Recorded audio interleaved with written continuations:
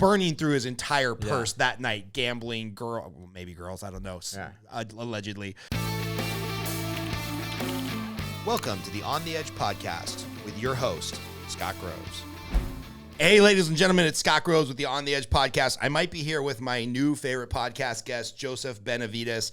And some of you might know Joseph as a realtor here in Las Vegas, but probably most of you know Joseph as one of the inaugural flyweight badasses in the UFC. Flyweight, 125 pounds. Yes. I think there was a merger between or a buyout of WEC, World Extreme Cage Fighting or something like that, and they got bought out by the UFC. You came over in that contract, and you were part of that like initial.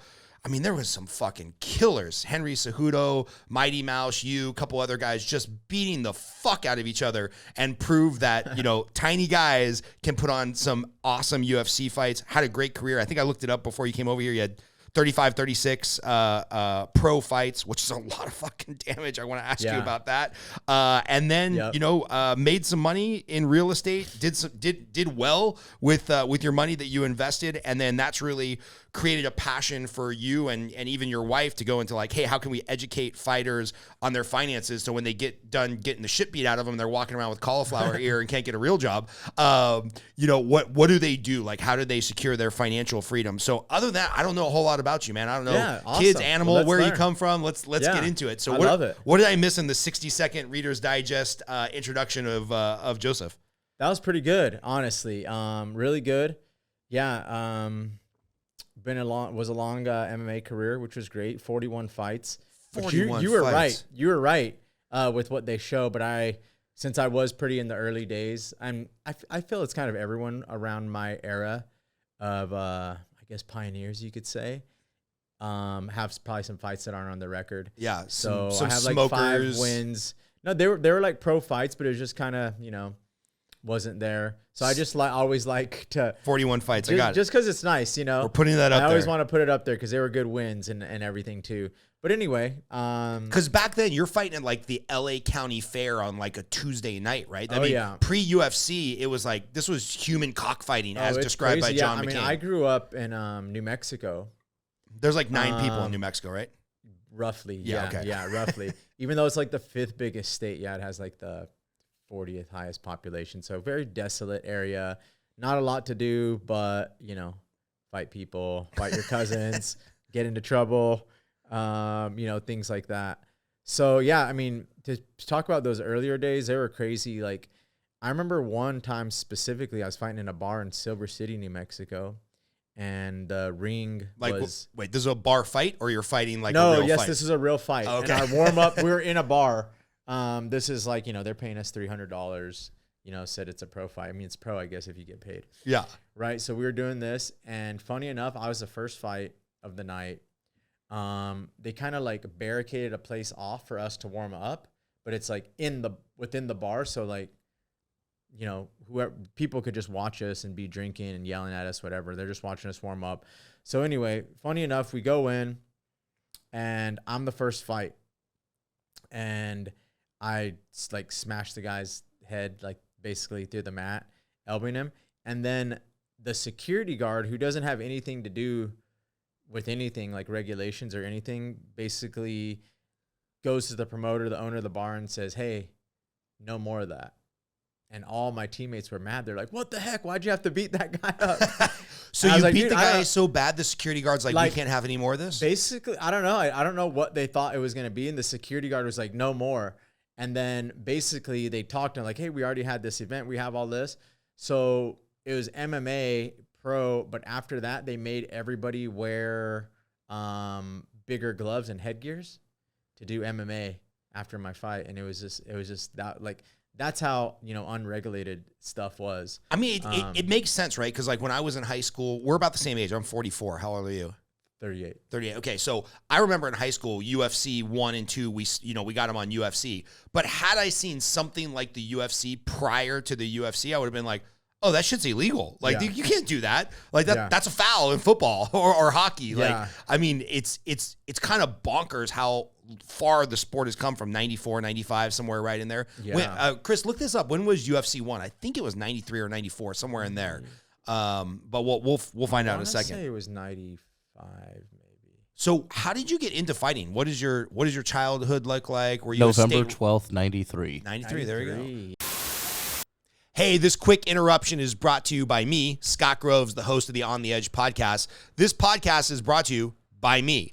I'm a loan officer who can help you with a mortgage in all 50 states across the United States. I also coach loan officers. So if you are a home buyer who's looking to get a mortgage, if you're a realtor who's looking to partner with an awesome loan officer, or if you're a loan officer looking for coaching, get in touch with me. It's those sources of revenue that allow us to produce this podcast and get out a new episode to you every week for the last couple of years. So if you're looking for a mortgage, if you're looking for a mortgage lender to partner with, or you're looking for a mortgage coach, I'm your guy. Now back to your regularly scheduled programming. Yeah. Were you a wrestling guy? Did your dad make you do boxing? Because all Mexicans fathers want their kids to do boxing. Are you Mexican, first of all? Yeah, I'm Mexican. Okay, yeah. So all Mexican fathers want their kids to be boxers. They do. So how did you get into the fight game? Well, I did wrestle. For easy answer, I wrestled in high school in New Mexico, state champion of New Mexico. Same thing. I would watch the fights. Me was always interested in them. You know, I have a ton of cousins, 2 brothers. We were always fighting, always putting on boxing gloves. Funny enough, another just small tidbit, but I actually trace it back also because to my aunt lying to me that Van Damme was my uncle. What? Yeah. So she just told me Van Damme was my uncle and that he was filming a movie, and I was like, oh my God. So the next day, I just thought I knew karate. And I went to elementary school and I told everyone Van Damme was my uncle. And I started doing splits on the chairs in the classroom. And everyone was like, dude, Van Damme's his uncle. He knows karate. He taught him and all this. And I just took that. It was a weird persona that I just was lied about my whole life. And I just thought Van Damme was my uncle. So you just took it on? Yeah. So I was just I'm Van Damme. But I always liked the movies anyway. So my friends in elementary still always make fun of me. They're like, oh, you mean Joe's uncle? Dude. But, dude, it's crazy. I would always roughhouse with everyone. I remember at the Boys and Girls Club, my older brother was my first fight manager. He was betting people quarters that I could throw them out of the sandbox and stuff like that. Weird little things like that I always remember. Or we're partying and my friend's put on the gloves with Joe, we'll bet. And them betting on me to beat this big dude up and wrestle on the trampoline and stuff. So is it because you're a smaller stature guy? I'm guessing as a kid you were smaller. You're a smaller grown man now, height wise. And But so were your brothers just thought it was hilarious that their little brother could beat the shit out of these bigger guys? They loved it. My older brother was always Joe's on my team. We're gonna tag team against you guys. We're gonna see who can throw each other off the trampoline first. Things like that. And it was just always natural to me. Then when it became a little more, organized in wrestling, and I took that up in the 8th grade. And yeah, I really liked that, excelled in that. Didn't wrestle in college or anything, so I got done with high school wrestling. I could go on those weird stories with my cousins all day. I remember just boxing gloves, whether it be at parties as a high schooler or, as a young kid. Like I said, my brother was betting people quarters for snacks at the Boys and Girls Club. I could throw them out of the sandbox. But then I took it up wrestling and just automatically got it because we talked about being a smaller guy, it's I was super good at football when everyone was the same size. But when everyone started outgrowing me, I'm this is not going to work for me. You know what I mean? And I loved football and all those sports, but you have to be a little taller to play basketball. Yeah. Or, a little bigger. There's just an advantage. Not a lot of 5'6" guys. Yeah. So I was NBA. oh, this is all. And then once I took up the wrestling, I realized, oh my God, the discipline, it's an individual aspect. I love having teammates, and you still have teammates, but it's all you. Whether you win, you lose, you're accountable for it. And, it just teaches you so much good lessons and discipline as well. So obviously loved wrestling, excelled at that. When I was done with high school, very, any high school person that doesn't go to college, pretty aimless, especially in New Mexico. Yeah. So, just kind of did my thing for a while. Well, what was your thing? Were you just we talked before I got on, I'm sober. So there's a lot of drinking and drugging going on. And then honestly, I got sober. It was the best decision I ever made. That's kind of what I owe everything in my life to. And then How long was this party phase? Because I got to tell you, man, like had I gone to college or had I done anything other than go to the Army, I would have drank myself out of life. Because I was like 18 to 21 in the Army. I was a power drinker. Like I remember our first sergeant walking in, and you know those 1.75 liter bottles of rum. My roommate and I, every night we would get one of those, 12 pack of Diet Coke and like $5 at the dollar menu at Burger King. We would pound through those, and we saved them, put a date on them. And our first sergeant walked in and he was like, a 127, 128. Oh, it took you 2 days to drink that one. He's like, Groves, are you 21 yet? I'm like, yeah, no, it's all Gabriel, man. He's drinking the shit. And they're like, oh, he's drinking 2 liters of vodka a night, huh? And they're like, get rid of this shit. I don't ever want to see this again. And so I know for myself, I would have been a hot mess had I not gone to the Army. But in the Army, like, you have no choice. It doesn't matter how drunk you are. You get up and you run 5 miles the next morning. So how long was the partying phase before you were like, all right, I got to get over this shit and find something to do? Oh man, it was a while. I mean, I'm taking it back to like 13 years old, 14 years old, to when I got sober at 20. So it was. You got sober before your 21st birthday? Before my 21st birthday, yeah. Which was crazy bonkers. Because I couldn't wait, obviously, being, an alcoholic or an addict. Like, I couldn't wait to have my 21st birthday. And then on my 21st birthday, I was sitting on the couch sober, and it was awesome. And best decision I ever made. What was the epiphany? Like, I have several friends that are big in the AA community, and it's like, there was an arrest, or they had kids, or they found God, or their mom came back into their life and beat the shit out of them. Was there a moment where you're like, oh, I just know? Yeah, there was quite a few moments. And then, I don't know, I was just putting myself in danger. Too many times. And, something finally hit. And, I had tried it many times before, and I would last a week or two, or I'm never going to do that again. And something just hit. I think it's probably because I could kind of see myself in danger. At the time, I had siblings and also people in my family that I kind of could learn oh, well, maybe this isn't the best for me, my family, my bloodline, all that kind of stuff. Because it's like when you grow up a certain way, there's some great things that can come from, like, growing up with a, let's see, like a dysfunctional family is sometimes grown just as good as growing up with a functional family or a great family, because not that I didn't have a great family, but you know what I mean? It's like growing up and seeing bad examples are sometimes just as good as seeing good examples if hey, that's not what I want to do. But just a lot of people get influenced by, oh, I should do that because my uncle's doing it. But, I could see things and be like, oh, I don't want to do that. And be like that. So anyway, to go back, it was basically that, putting myself in danger too many times, just knowing like, I just want to do something else. And it took a lot of support, like of a good friend as well, kind of like did it together where we could kind of support each other as well. And dude was a mess as well. And he went on to be an emergency room doctor, which is amazing. Crazy. Yeah. And me, being a realtor. Don't worry, I know a lot of drunk realtors. Do what I do. Do what I did, in the MMA and the UFC and everything, and having a great life and everything now too. So yeah, that was about it, man. I mean, so do you get, if you get serious about your sobriety and your health, right, around 20? First of all, how much easier is it to make weight when you're not a drinker? And then when do you start to get serious about the fight game? Like, obviously there was all these things, there was all this stuff, but when is it like, all right, cool, now I'm going to start taking a shot at this shit? Yeah. So funny enough, so that was the original question. Sorry. No, I love it. Yeah, there's a lot going on there, right? But so when I got sober, I hadn't wrestled or competed in anything because, like, after high school, wrestling's done. I'm not going to college. I'm not going to the Olympics. Right. I worked as a screen printer. Like T-shirts and shit? T-shirts, yeah. T-shirts. I put, like, signs for the governor, rec basketball teams, whatever. I was a screen printer. And I got sober, and I didn't get sober so I could, like, I need to train, and this is going to make me a finely tuned machine, no more abusers, no more, anything.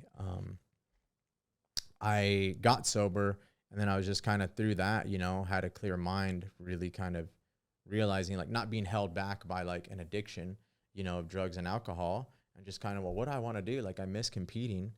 I was always watching UFC, always loved competing. I was like, oh, this seems like the new wrestling, jiu-jitsu, fighting around the time of the boom of the UFC, like Ultimate Fighter, which obviously did tremendous things for the sport, but it also did tremendous things for the sport as a business. But I think it did tremendous things for a lot of people my age looking at fighting, because we realize it might be a career path. When you see someone on TV, you think it's a career. Right. Little do we know they're you know, making, you know, winning a Scion that they're still driving 10 years later. Like I'm talking about Forrest Griffin because I meet him. He's like, and then when I met him, he like still drove the Scion. I was like, wait, what? I thought you were like, I thought you were a rich dude because you won the Ultimate Fighter, a six-figure contract, you know? Can you explain to people the difference between the UFC and the Ultimate Fighter for people that aren't like a big fan of the game? Yeah. They might not know what they are. This isn't I'm usually only on MMA podcasts. So sorry.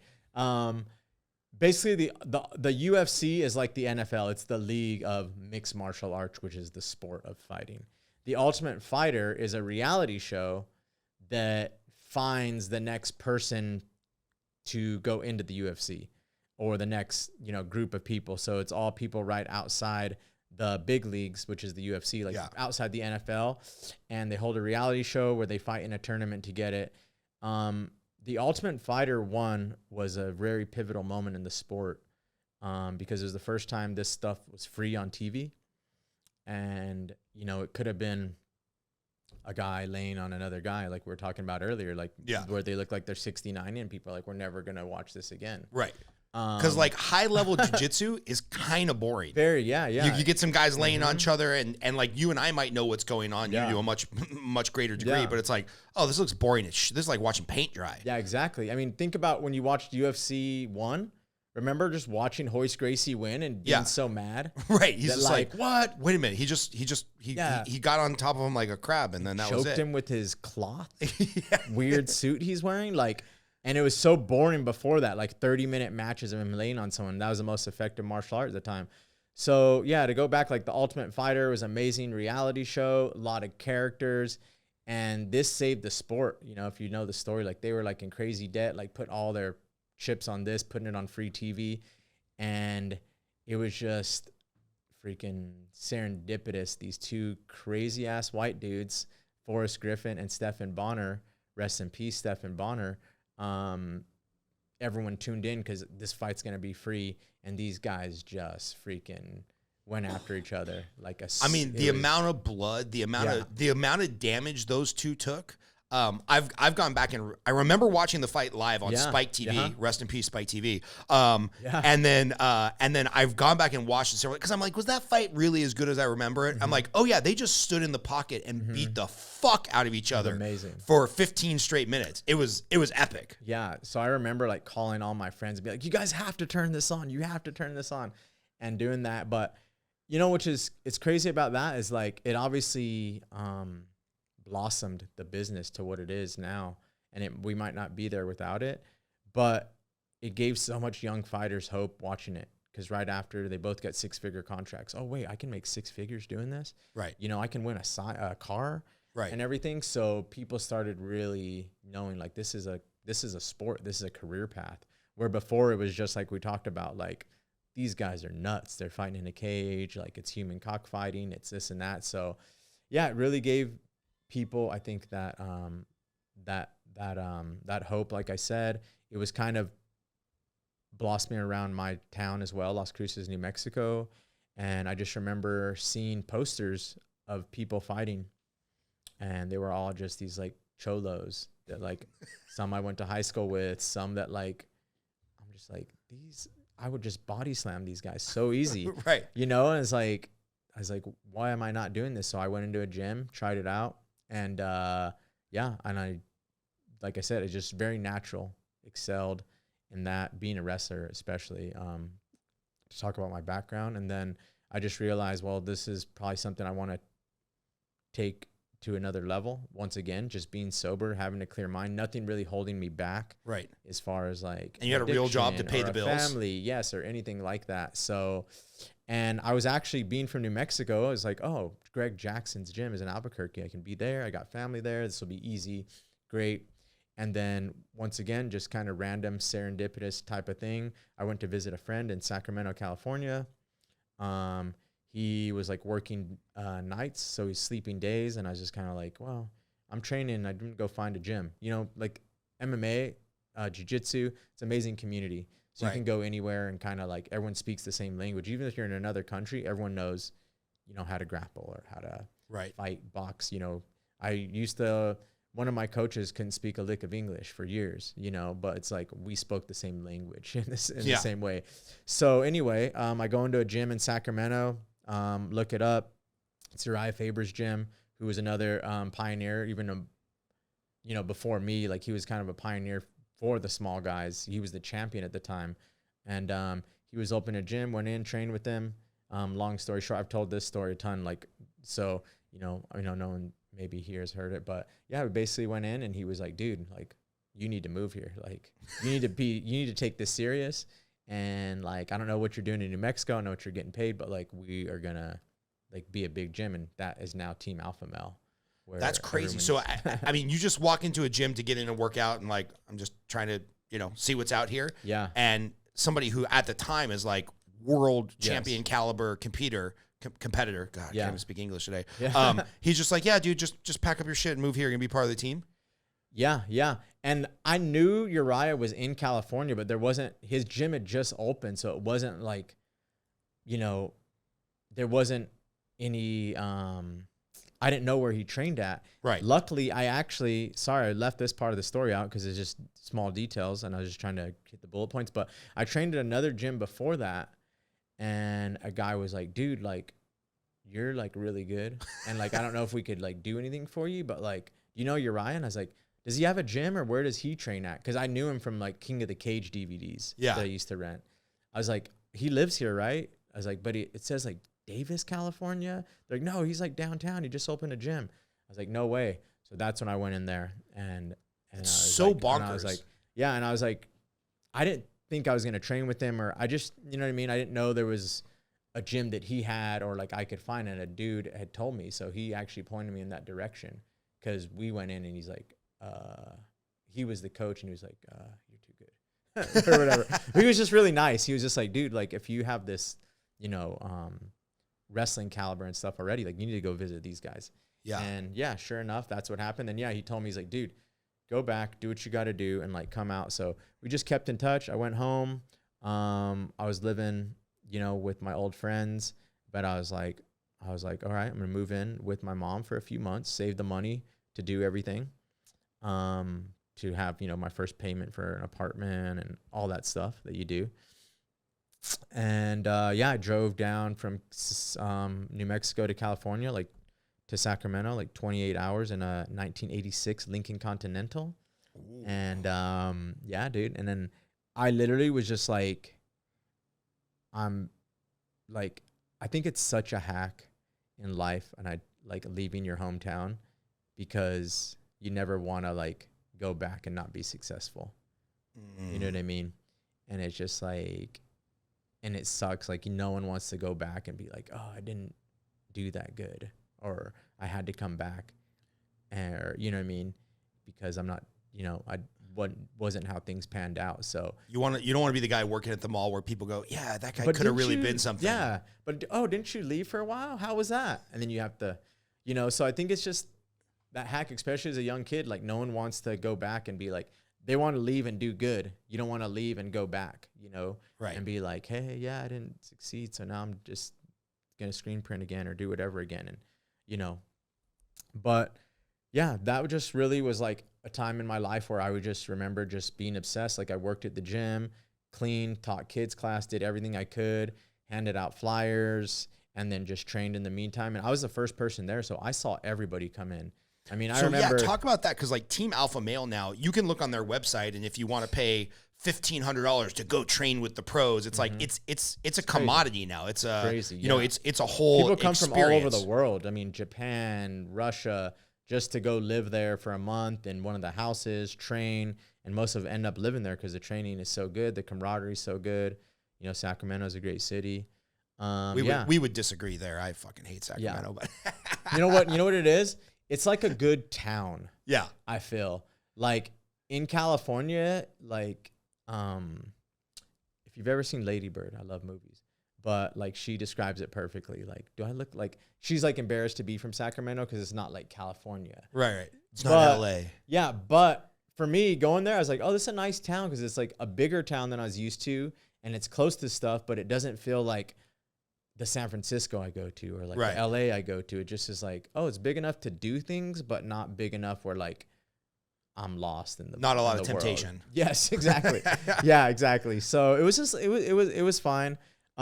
Which, by the way, speaking of temptation, fast forward however many years. Yeah, dude. No, I want to go back to this, but blows my mind that the UFC is in Vegas. It's like you take a bunch of ripped alpha male, to you know, pun intended, just making money, good looking, like testosterone filled, and be like, you know what we should do right after the fight? Set them loose in Vegas. Yeah, that'll be a good crazy. plan. Yeah. Like I remember seeing Manny Pacquiao, like when he was at the height of his career, just decimating people. He's like, I'm not even gonna have a cut on me. He planned a party that night at like some club, and he's playing guitar, and he's just like burning through his entire purse that night, gambling, maybe girls, I don't know, allegedly. Yeah. And I'm like, this doesn't seem like the right environment. Like have them in Albuquerque, New Mexico, where the fight's over, they can go to the bar, have a drink, and go to bed. Like Vegas just doesn't seem like the best place. But in the same time, I mean, at the same time, it's the perfect place. Exactly. You know what I mean? To have your after parties and everyone to celebrate your victory and you to celebrate your victory in the most like extravagant of ways,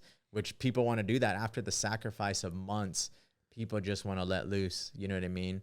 And do what they want to do. So, can you talk about, like, go ahead. Sorry. No, it's funny. Like I've had some after parties, like I don't drink, but I remember going to after parties where, you know, we used to have crazy ones where we'd rent out the night pool and this and that. And I just remember getting up and, you know, seeing people the next day and be like, bro, last night was crazy. You were hammered. I was like, no, I wasn't. You're like, I haven't drank in 12 years. Like, I haven't drank in 15 years. Like, shut up. You were just jumping in the pool naked for fun? I was like, yeah. You know what I mean? Like, I have pictures of, you know, those pool parties. I always send it to Mike Chiesa. Shout out to him. He's like one of my buddies of like, there's a perfect picture of a night where I was just like on his, like my underwear, you know, I'm in my underwear on his head, wet, like we're like chicken fighting, we're just like maniacs yelling, like, dude, my balls are just right on your neck. You know what I mean? And like we couldn't be happier about the situation. You know what I mean? And you weren't drunk, which is the weird thing. Yeah, no, I wasn't drunk or anything. So but yeah, so like it's a perfect thing in a way, and especially the people that come to Vegas, I mean, they want to watch fights. It's like not an elitist thing, you know, obviously people respect the sport and everything, but it's like, who doesn't like coming and watching fights and bringing a beautiful woman to fight? I mean, it goes back in time to all the boxing fights and people dressing up in the nines to do this, oh my God, and like taboo thing, like we're going to go watch a fight. Like, yeah. So it's just perfect. And then like for the fighters, the after parties, the clubs, I mean, it's just it's a perfect mix. I always get mad when I'm watching a boxing match because I love boxing. I love the UFC, but like boxing is my first passion. Yeah. And I hate when I'm watching a boxing match and there's some just, you know, absolute stunner there, arm candy with some celebrity, and she's on her cell phone in the middle of the fight. I'm like, that's a waste of a $5,000 front row ticket, you bitch. I'm like, see that so combination? Mad. Yeah. Like, I'm just so mad. I'm like, you're watching like the beautiful science of boxing. Just please watch it. I get so mad. But, you know, you mentioned something, the sacrifice of those couple months. I mean, you fought 125 pounds. That is a hard weight for a grown man to make. Can you talk about what is a training camp, maybe specifically with Team Alpha Male? What does a training camp look like? What's the sacrifice away from family, food? I mean, obviously the workouts are hard. Like everybody that makes the UFC is an elite athlete. But I feel like the guys that really make it to an elite level, they must be making some other level of sacrifice, or they must be putting in some extra time at the gym or some extra something in the diet. Like you don't get to the pinnacle of the pinnacle without additional sacrifice. Yeah. No, you know, it's like, it's been said so many times about the sacrifice from family and stuff. But I love how you said it as well. 'Cause I looked at it in the same way as like, everyone's working hard. Like you just have to work a little harder, do a little more. So for me, it's like I can go into obviously the weight cutting, the dieting, the sacrifice from, you know, family, loved ones, everything. Just enjoying food. Yeah. But then like that goes into just enjoying time because there's Thanksgivings, there's Christmases, there's birthdays, and all that stuff that you know miss out on along the way. And I mean, the sacrifice is really like nothing else. It's really like even hard to explain. But in general, it's just like for me, I would just know I have to do more. Like if I'm going to be better, because everybody just did that practice, right? Yeah, so obviously you're staying in shape year round. Yeah. You're practicing. You're doing jiu-jitsu. But when it's like, okay, I'm going to fight Henry Cejudo. Yeah. How far out do you start? Like, what are you walking around at weight wise? And then where does it start? You know you're going to fight. The UFC says, okay, in 4 months you've got to fight in December. Like, when do you start your intense prep? Yeah. Well, you know what? It's like on the same note, it's like if you want to succeed in the sport, there's no like stopping and going. You know what I mean? It's like all the elite people, you train year round. Funny enough, I would sometimes train harder when I didn't have a fight because I had no regard for my body or my health or feeling good. When I'm in camp and I know I'm fighting a guy like Henry Cejudo and I have, you know, my 2 sparring sessions a week, I want everything to be perfect. You know, I'm working on my recovery. You know, I'm doing everything right. I'm doing everything with a purpose. But it's like I just put the pedal to the metal when I wasn't fighting because like this is when I'm just going to build. I can try things. There's no sacrifice. Like you don't want to have a bad day when you're in camp. It's going to happen, you know, but you don't want to be like, oh, I was working on this and I got messed up. Like, yeah, tweak a shoulder, camp, trying something out new. of camp is the time for me where I like, oh, I'll go 5 times, you know, today. Oh, I'll go do another one. I'll go another round because I was like, I don't have to feel good. Right. I just have to get better and tougher and, you know, and so I did a lot of that because then when it was camp, I was like, all right, well, now I'm going to be perfect. And all that stuff I did for the months without a fight is even, you know, trying new techniques and new styles and trying stuff that you might not want to try when you want everything to be on point and the sessions matter, you know, oh, you can kind of take all that stuff you were just exploring with into this next camp. So for camp, it was all about being perfect. Like I would take rest days when I needed to. It's all about feeling good. So, but yeah, like how far out does camp start? Like usually, you know, you're going to fight within 3 months. Okay. For me, you know, I mean, a lot of people, I mean, I've taken short notice fights, you know, 3 weeks. 3 weeks. 3 weeks, 4 weeks. Where I was at, I typically knew, you know, like I was going to fight. I wasn't in a position that where like I had to take short notice fights a lot. Right. But sometimes they just throw it out there and ask you, hey, like, you know, we know you want more time and that this fight might not make sense for you, but there is an opening if you want to take this fight. And correct me if I'm wrong, in the UFC or any fight game, you're not like on a salary where you're just getting paid to train. No. You only get paid if you fight. If they throw out a fight and they say, hey, this might be a little, you know, under your skill set or over your skill set or whatever, but we got to fight in 4 weeks, you might just say yes for the payday, right? I imagine some fights, yeah. Or some fighters. A lot of people do, yeah. And it's always a benefit. But for me, I was in a position, you know, thankfully where it's like I could kind of wage the sacrifices. Sometimes it's like, oh, I have to fight, or, you know, and you see it a lot of times, even in the night of fights, guys make weight and, well, if you don't fight, no one gets paid and you already put in all this work. There's not an extra person, you know, there's not another person to fight you or, you know, there's things like that. So yeah, you don't get paid unless you fight. I mean, people have endorsements and sponsors, which help them out, which, you know, is great and can kind of, you know, supplement their income in that way. But you know, fight night is when you get paid and it's for what you do. Even going back to just like doing the extra, like for me, it was always about, after I did a practice, it was doing extra. Like anything in life, there's no secret trick.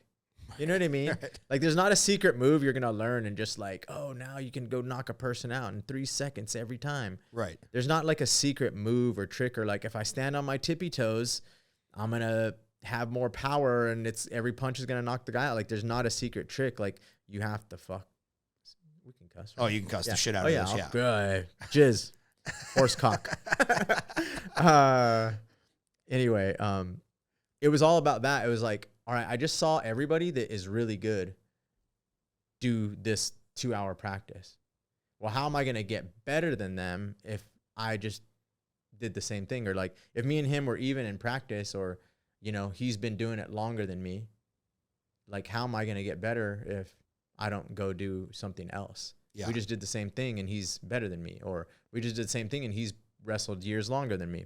Well, you got to build on extra. So that was always just like the little things that I like kept in mind. Is just like, there's no substitute for doing the work, you know, and putting yourself in there.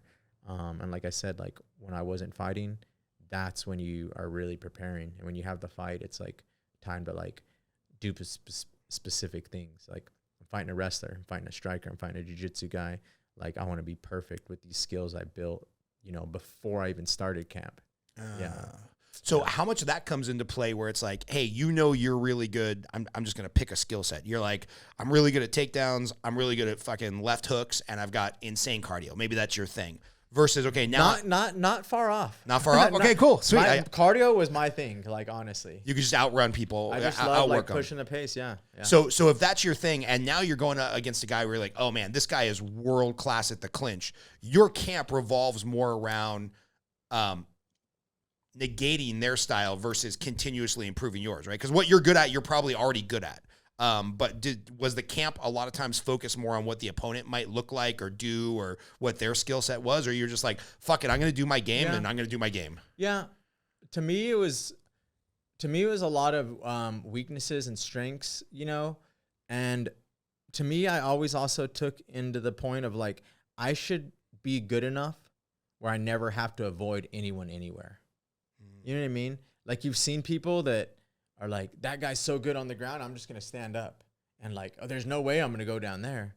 Or I have to take him down, you know, or I'm just going to lose. And it's like, you can't be like the best in the world if you are deficient somewhere. So I always just knew like, there's no, like, I could fight with no compromises. Like, I could go for a takedown. I could go for a flying kick, because if I go down, I don't care who the hell's on top of me. Like, you know, some people are like, don't let that guy get on top of you. Like, run around, circle, you know, just don't engage in a clinch or a grappling match at all. I'm like, I can do whatever I want because I know I'm comfortable anywhere the fight goes with anyone in the world. And that was always my take. And funny enough, that led to me a lot of the times trying to prove myself in places I probably shouldn't be proving myself. It was like, oh, I could easily wrestle this guy, but like people think I can't strike with him, so I'm just gonna strike with him, and I do it, you know. And I like it really fucks with your head that much. Oh, yeah. that you would pick the path of greater resistance in a pro fight. all the time, man. And like, are you crazy? Yeah, yeah. Like that's how Joe Jitsu was born, actually, because I was submitting black belts, and I was like, the easy thing to do would be avoid this guy at all costs on the ground. But like right when he shot on me, it was like when he shoots, you know, break away, defend the takedown, you're a better wrestler. But what would I do? I would just jump for a guillotine. And like the guy would obviously get out because he's you know, 3rd degree black belt world champion. And then I'm stuck on bottom. I'm like, oh shoot. So I get back up. All right, well, next time I pull another guillotine, and then guess what? The 4th one, I'll choke him out. You know, and I just choked out a world champion black belt. Who was the best jiu-jitsu guy you beat when you were like technically inferior skilled as far as the one I was literally speaking about was a guy named Wagner Fabiano. And he was a multiple time Brazilian world champion, like never been submitted. And I was just like, I think I'm gonna submit him. Like it's just things I want to do like that. It was just like I remember fighting a guy that was just a way better striker. I'm like, I should strike with him, right? Like I want to prove that I'm like, you know what I mean? Like I just said, like I wanted to make sure like I wasn't deficient anywhere. And like I always hated seeing people like, well, guess what? Like, if he takes me down, I'm done, right? I was like, no, I just like, Just get back don't up. strike. Like a striker, like a worse striker that can wrestle is better than an amazing striker because he's scared to use his technique because he's going to get taken down. We're like a 50% striker with 50% wrestling can probably strike better because he's not worried. But an amazing striker that's scared to get taken down isn't a striker anymore because he's scared to get taken down. You know what I mean? So I was just like, I'm not scared anywhere. Lay on top of me, I'll get up, hit me too hard, I'll take you down, whatever. But anyway, yeah, that was with Wagner Fabiano. That happened. And then right after that, I submitted another black belt, Miguel Torres, who was like a mythical creature at the time. Said he had like 100 fights and would spar for 3 hours. Submitted him. And then right after, I didn't submit, but I knocked out another black belt. So it was like 3 black belts in a row I had beat. And I was like, And what was your skill level there in jiu-jitsu? Like if you just I wasn't anything. I didn't have a ranking because I never put on a gi. So that's when I made Joe Jitsu, because I was like, well, if I'm beating jiu-jitsu guys without ever doing jiu-jitsu, what am I? Yeah, you should have started 10th Joe planet. Jitsu. Yeah, well, exactly. That's a very much the take on it is just kind of like, well, there's like, it's not the end all, like be all jiu-jitsu. Right. So anyway. Well, and everything, like the Mike Tyson thing, everybody has a plan until you get punched in the face. Everything changes when you get punched or slapped or anything like that, because then you lose all of the gamemanship, right? Like jiu-jitsu feels pretty cool and I love it, and I do a lot of it because I've totally fallen in love with it the last 3 years. The best. But sometimes I'm sitting there and I'm like, Tommy Lawler works out at the 6 a.m. class, big guy from Ultimate Fighting, the Ultimate Fighter. And he's laying on top of me, and I'm like, oh, if he just rained an elbow down on me, I would be dead right now. Yeah. Like, this feels like a safe position. I got a knee shield in, and I'm like, if he just wanted to rain down on me with his elbows and his titanium forearm because he got it broke wrestling, oh my God. he would legitimately kill me. Yeah. And I'm like, oh, yeah, this would not be a good place to be in a fight. Yeah. So, it's no, funny, that's what's man. awesome. Like, it's an equalizer, like being able to do it all. That's why I always thought it was so important. Like, you have to be good everywhere.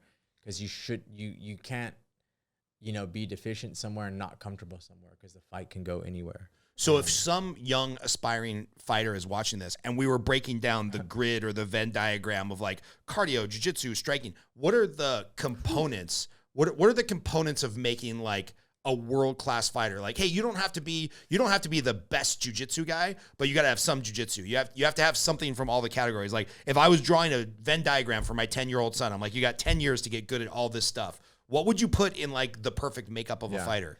Well, like in jiu-jitsu, it would be a top game, right? Like you want to have the top game. Like the bottom in jiu-jitsu, like the best jiu-jitsu guy from the bottom is going to lose to an average jiu-jitsu guy on top. Yep. Like I think, especially in MMA, right? When you can get hit. Yeah. We're talking about MMA. Like if we wanted to build a UFC fighter, and then even like, I think getting up is super important, which jiu-jitsu doesn't really practice at, because when you're on the bottom, you're safe. You want to get guard, but like getting up is so important because you're typically losing when you're on bottom. Yeah. So like that old school wrestle up, like nobody can hold you down. Yep. Striking even is there's so many, like in striking, I'm a big fan of like being able to switch stance, because the distance in MMA is so different than the distance in boxing, like or even kickboxing. Like in boxing, you're just, arm's length, and you can like pivot, get out of the way. In MMA, I mean, since people are wrestling, you can feint at a guy and he takes off 3 feet. And you're just like, well, how am I going to get that guy? Where in boxing, if a guy jabs at me, I would just do a slight movement. But in MMA, you see it all the time. A guy jabs at you and you go, and he's 5 feet away from you. So it's like, it's a distance thing in the striking. I mean, cardio is so important though, because you can't do anything good when you're tired. Right. You know what I mean? And cardio isn't about not being tired, because you should be tired. I want to be tired every fight, but it's about reacting to being tired, being comfortable being tired and pushing through that, you know what I mean? And faking. I always just say, when people would be like, dude, how do you not get tired? I'm like, I'm tired as hell. And they're like, well, and I was just like, the trick is pretending you're not tired. Yeah. Yeah. You know what I mean? But also the trick is doing something. You know what I mean? Like, do something. Like if I was tired on the bottom, but then I hip escaped and got my guard back, or like tried my hardest to get up, I wasn't that tired because I did that, right? And then you might be tired after that. But then if you do something else, oh, you push through that tired that we thought existed. You know what I mean? Yeah. And I just always used it like that. I was like, oh, like I'd throw a combo or get up from a scramble. Be like, I'm tired. And the first thing I do is throw a combo to prove that I'm not tired. You know what I mean? Love that, man. Yeah. So it's like the wrestler that can't stop shooting. And it's like, Yeah. you see them, you know they're exhausted, but they're Yeah. like, fuck it. They're just going to keep going until they get in on Yeah. the shot. yeah, I think it's a funny thing because it's kind of like anything. If you're bored, you would do something. Right. Or like, oh, well, I'm depressed. Oh, we'll do something that makes you happy. I mean, it's not as easy as that, like with real. But you know what I mean? Like just things like that, or like, oh, I'm in a hole. It's like, oh, try to do this, or so it's a really simple thing, and it's different because there is obviously like science that goes to it, but it trains you in the, you know, athletically speaking, to be like, oh, dude, I'm not tired. It's a very mental state. It's like pretending you're not. And there's a lot of times you are tired, and you know you have to technically, hey, I'm gonna just hold this kind of body triangle while I get my breath. I just got the takedown. I put all my things in. That tired me out because we got in a wrestling scramble, but I ended on top. Breathe and hold him. You know what I mean? Before I do something. Like there obviously is a fine line of like, oh, I'm tired. Like I'm just going to start throwing punches and probably let him up because I released my pressure on him. No, I mean, there is obviously technical things within there too where it's, you know, oh, we'll hold the guy, breathe, all that kind of stuff. But cardio, like I said, is important. And I don't know. I mean, I feel so much of fighting, like we talked about with practicing, is like there's so many things you can't teach that are just X factors. Like you can do everything, and like everyone in the UFC is going to be good at and athletic and strong and probably have good cardio. So there's just other things that you have, you know, you don't, you try to get, like, you know what I mean? It's really hard it's hard to describe because everyone is going to be strong and athletic. How much of it is like, obviously there's the mental work of like, you're in the gym, you mentioned you just got fucking blasted for 2 hours and you're like, yeah, but now I got to put it in the extra half hour if I want to go the distance, if I want to be better. Obviously there's a big mental game in that, right? Like just not giving up and going home and hitting the showers. How much of it is like a mental game once you get into the fight of like, okay, so here's what this guy likes to do. Here's what I like to do. I can't redline for a full 25 minutes, so I've got to take that breathing break. Like, you know, you hear people in boxing talk about, oh, they have high fight IQ. Well, it's like, okay, what the fuck does that mean, right? Yeah. So like, how much of it is the mental game, or is it just like the biggest stud with the most skills, put him in there, he's going to win because it's human cockfighting? Yeah. Like how much is there a mental game to it where you're like, oh, I know I beat that guy because I outthought him? Yeah. I mean, like the physical part really is going to go far because we're playing a sport, you know, at the end of the day. But once again, when everyone's physically good, you know, some little things are going to separate you. And it is a lot of, like we're talking about, just the chess game of it, the trickery, the IQ. Dude, and funny enough, like it's going to just be a dumb answer, but it's just so much about luck. Like, you know what I mean? Like, I feel fights I won, I don't know, maybe it's just me and kind of the way I think. Like, I don't know. Like, everyone is just kind of lucky to be good or bad to me in a way. It's like they didn't really choose that. It's just kind of like no one wants to like do that. It's like, well, why don't they change? Well, they like, I'm sure they tried and they couldn't, like even, you know, being sober or homeless or whatever you be, or like that guy's super good. Like or like someone be like, yeah, you just got to be mentally strong. I was like, wouldn't everyone want to be mentally strong? Are you just mentally strong because you're lucky to be mentally strong? Like you weren't just like, I'm going to be mentally strong. Mom, can I be born mentally strong? You just, you know what I mean? Yeah. So it's a really weird thing. So I was always just like, what am I not just lucky that I had cardio and was able to push through that situation when another guy couldn't? He wanted to, but it's like, was I just lucky enough that like I wasn't as tired as, you know what I mean? I don't think you're just lucky because I watched this video. I watched this video today in preparation for this interview, and you were on one of those floating treadmills, and they were showing something where, I mean, you were at an all-out sprint, and then they were like, oh, his Joseph's heart rate recovers at like 30% better than that, and you look like the fucking Terminator on that treadmill, bro. I could see it in your eyes that you're like, I mean, it was like a warm up on a treadmill, and you're like, I'm gonna fuck this treadmill up. I could see it in your eyes, like I you know really what you're talking about. Yeah, those are the hardest tests ever, too. You really look like the Terminator running on that thing. You're like, wow, dude. But you know what I mean? It's like, all right, so what does that have to do with my heart and shit and like blood pumping? But it's like, I didn't like. That was just there, right? You know what I mean? So it's like I don't know if that took training. I'm sure it did. Yeah. But it's like, isn't someone lucky they're born like that or like this or like this or like that? You know what I mean? So you're probably blessed to have like naturally good cardio and physiology. yeah. So there's little things like that. But there's a lot of people that won't get on the treadmill and run at a full sprint for 5 minutes. Yeah. So I don't know. It's just the easy way, I think, maybe to also like accept, you know, sometimes just how crazy like the sport is. Of just like, you know, I know I'm better than that guy, or even just to be like grateful when you win in a way. Cause it's like, that guy was just as good. Like, so like whenever I would win, I would just be like, oh, I'm like, it's just nice when things work out. Cause sometimes they don't, you know? And it was just, so maybe that was a way for me to cope with that. Cause it's weird. Like I sometimes just feel lucky and everything, like being successful or whatever that even means, or like just doing what I get to do. And it's just kind of, so yeah, maybe that's just an easier way for me to cope, is just like, look, things just worked out, you know? Right. Cause some nights it's like, dude, I wanted to win this more than anything. And I know I could, but like, why didn't I?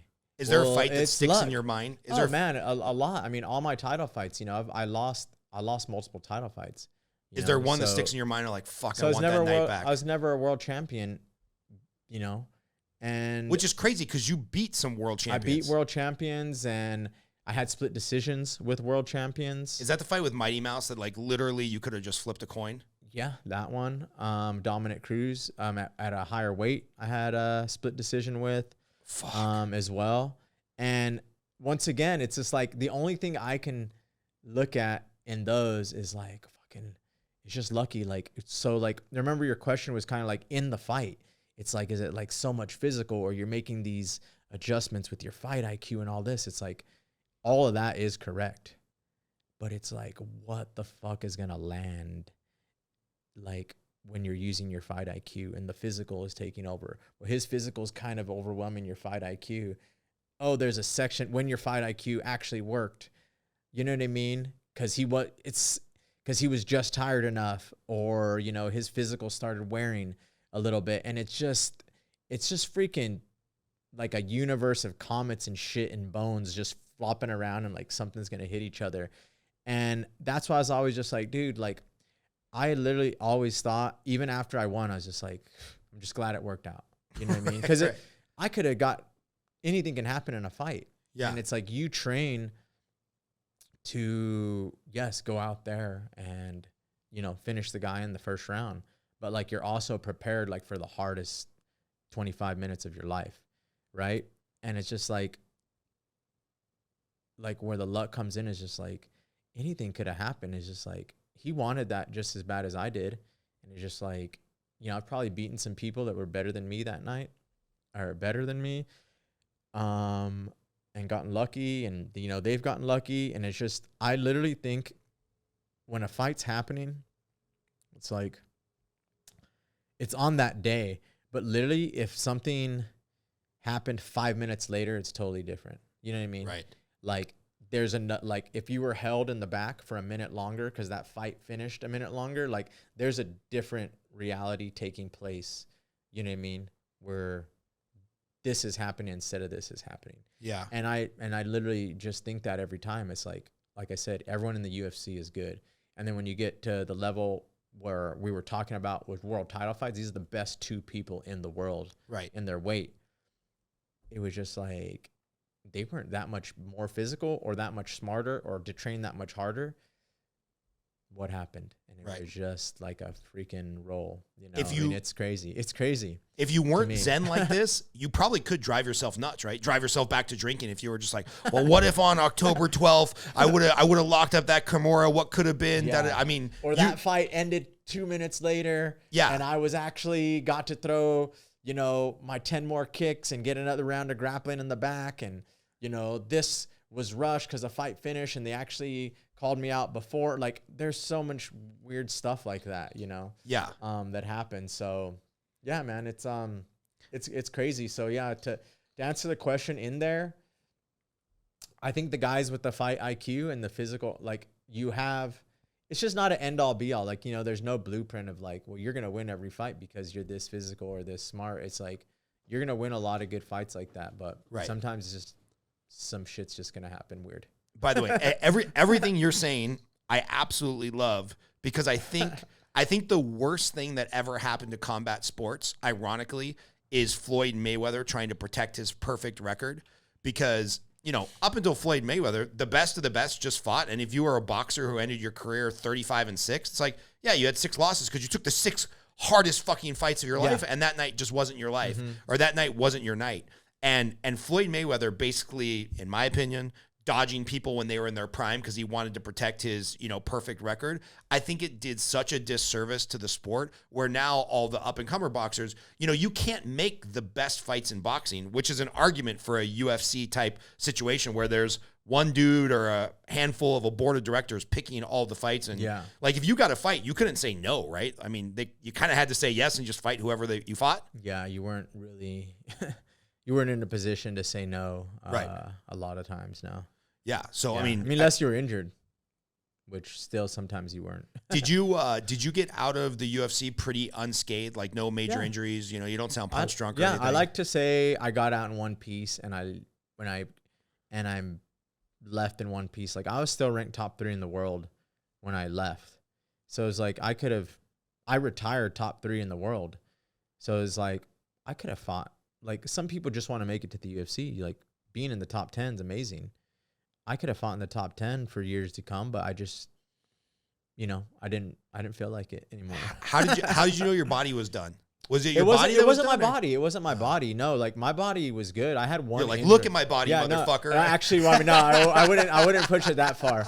I wouldn't push it that far. I just ate the most random lunch as well. Like, at this sundry place. It's it's the Uncommons, like, food court, where they had, you know, the food hall. They have everything. I had like pasta, then a chicken tender, and then pimento cheese and a slider. You know, the food halls work, and I was just like, this is great. But that place is awesome. That Uncommons area, it's really cool off of Durango. It's a gold mine over there with the Durango station. That is like a weird area I don't really get yet. Yeah. But they're trying to be like another They're spending a lot of money on it or something. So it's cool.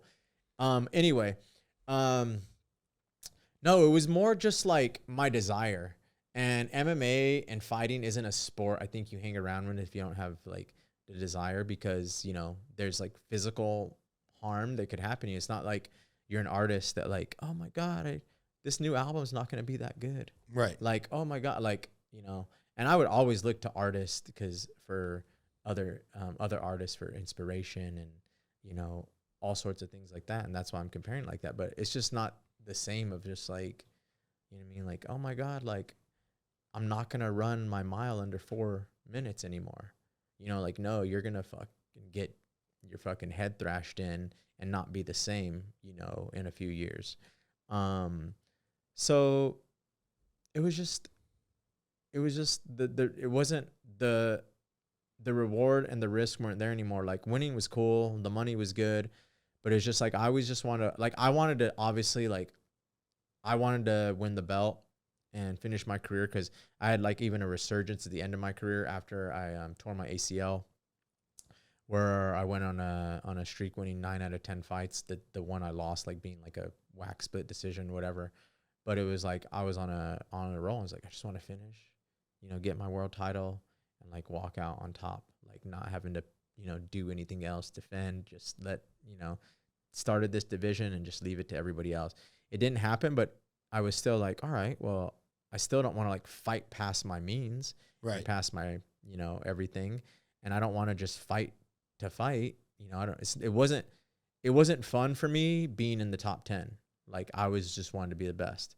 So it was like, it wasn't going to be that fun being in the top 10. Also being a pioneer of the division, a lot of the guys I was going to fight. So talking about the Ultimate Fighter years later, you know, fast forward, 15 years, I coached the Ultimate Fighter. That's awesome. You know, as a coach, which was cool because I was watching Forrest and Stefan like literally changed my life as competitors with Randy Couture and Chuck Liddell as coaches.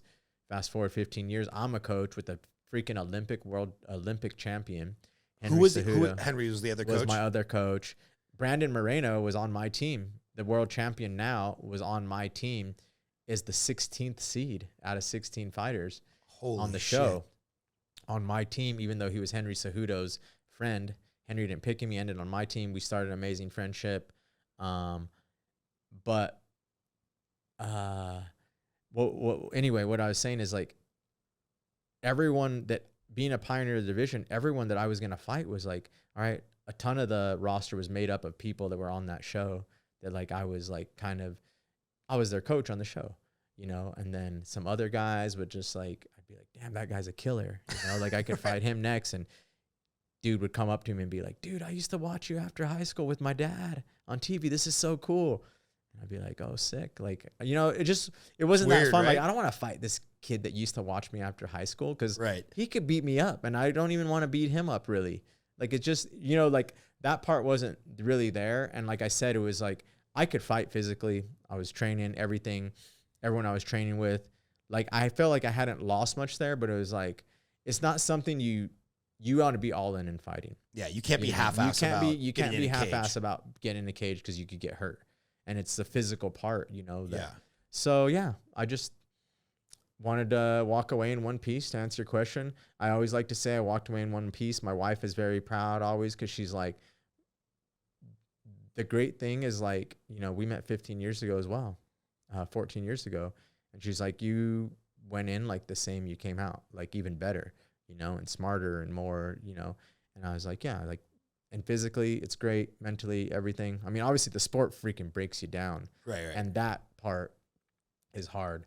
But I mean, just like the important mental stuff and physical stuff, I was able to walk out in one piece, I say. And how much of that, you know, how much of your ability to walk away and not fight past that emotional threshold was because you were smart with your money, you bought some rental properties, like, you know, now the mission you're on to help other fighters. Yeah. You know, if you were dead broke, could you have walked away, or would you have stuck around for a couple more fights? Oh, I got, you know, because you see this all the time, especially in boxing. Roy Jones Jr., my favorite boxer when I was younger, just like, come on, what are you doing, man? I mean, fighting way past when Father Time had told him to hang up the gloves, and he just gets wrecked, right? And I'm sure we see it in MMA as well. I just can't remember as many examples. There's a lot. But there's a lot. Yeah. And so you don't see them because they're typically out of the UFC by the time, you know, they're done. They're doing they can't fight barnyard at the top. Barnyard But back then fights number 9. Anyone is going to take a former UFC fighter because that's good for them. Right. And they don't care. Like the UFC, all right, you get knocked out 3 times in a row. I mean, they've kept people for you're show. done. But they're like, all right, we're not going to compete at the top level anymore. Yeah. Well, the next person's going to take them. And they're going to fight because that's what they did. And I've realized that struggle after retirement. Like retirement from something you do for 20 years as an athlete, like it was fucking hard, bro. Because you don't train anymore, right? You don't do jiu-jitsu? Train. Like I haven't stepped in an MMA gym or anything. Like it's crazy. I play pickleball every day. Is part of that because you're scared you'll get the bug and you'll want to fight again? Nah, dude, that's never coming back.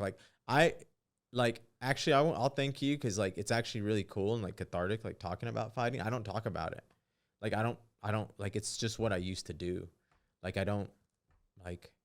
I have friends in a whole different community and stuff, and it's like I don't know. It's just a weird thing because it's like I don't talk about it, and it's like something like I'm obviously like proud of what I did, but my wife's always like, "Do you fucking know who you are? Like you got to be proud." And I'm just like, "This is what I used to do." Right. You know what I mean? It's not like who I am, whatever. But it's just really nice talking about it and reminding, like, yeah, I was the fucking man, which is cool. Yeah. But you know what I mean? Like just little things like that and being proud of doing what I did do, but it's really nice. And I never talk about fighting. I don't really think about like my outlook on what I did or what I've done or like how it was processed. So it was just, this is really nice.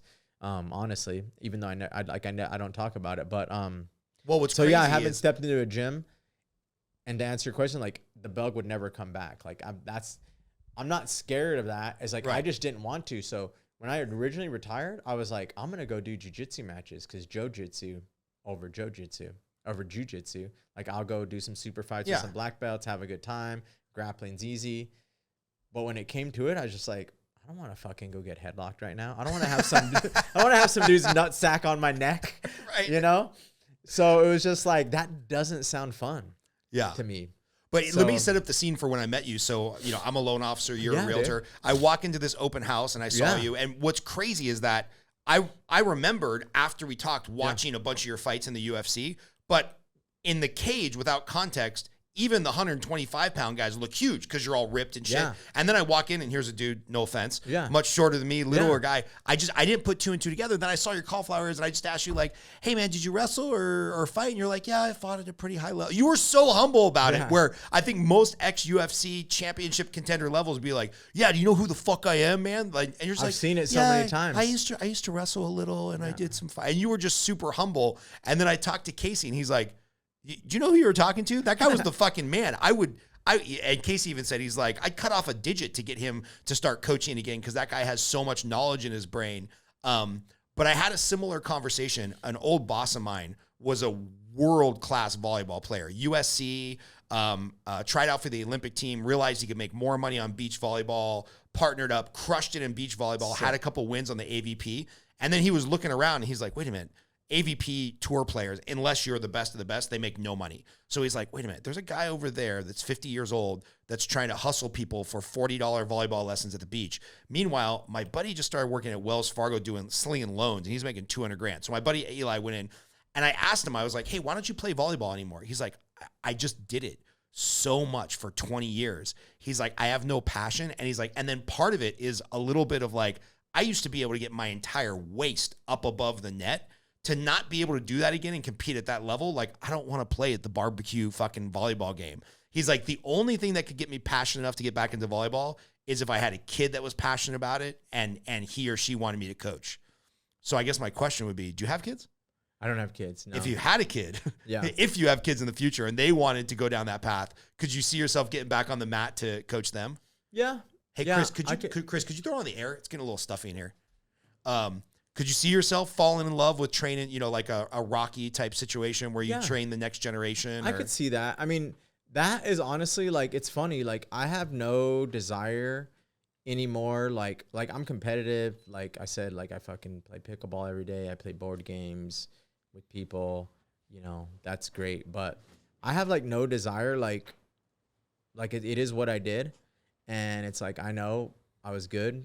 And it's just like, but I have like no desire now to like be tougher and like go in there and like what's the point? Okay, like mentorship. Go yeah, but the only thing that is enticing to me is like the mentorship part, because like I don't know, like being able to give back to like people that gave to me, and I don't even mean like coaches that gave to me, but like the younger generation gave to me like so much too. You know, I mean, I would just freaking you know, like I would have amateur fighters, you know, taking rounds with me, taking licks, you know, all the time, you know, just, you know, to be in there with me and, you know, to learn a little and to do some rounds with me. And, you know, those are some of the guys that I kind of want to go help. Like, funny enough, like Keith Lee, big time, you know, food critic. Now he like, I don't want to like, named, but it was just, he called me the other day and he was just like, dude, it's crazy. You just want to see how I was doing. And I remember, I was telling I had like 3 showings where like Keith Lee got brought up like 3 times in like one person. Oh, I was going to go eat here cause Keith Lee was there. And then like the next time, and I was just like, oh shoot.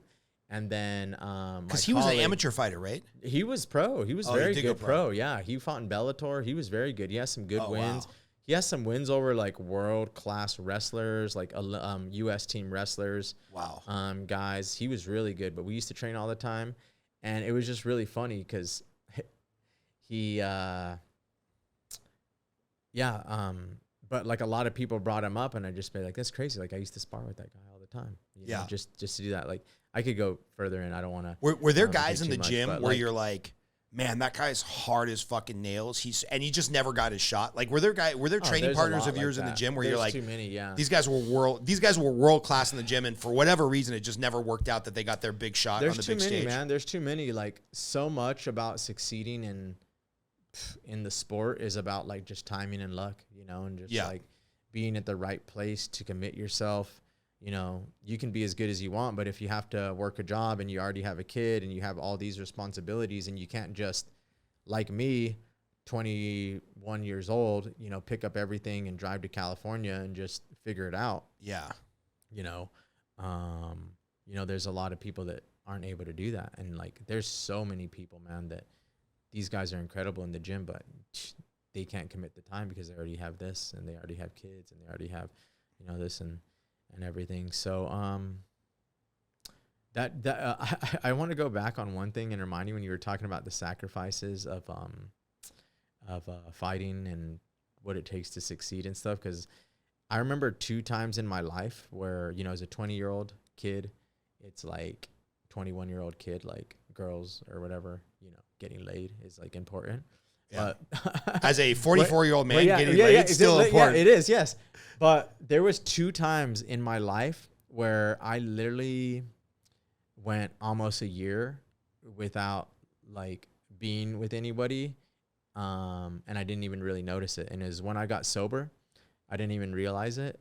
And then when I moved to California to start my career, and I always look at that as like a gauge of sacrifice, because I remember getting there and like I got into it a little bit, and I was gonna say something. I was like, I was working, I was cleaning the mats, I was doing the gym. I was like, I just knew like I was not gonna like leave here without succeeding. And it was like, and then like to put it into simple form is like I didn't get laid for 10 months, and I was a kid in California, a 21-year-old fighter in California. Yeah.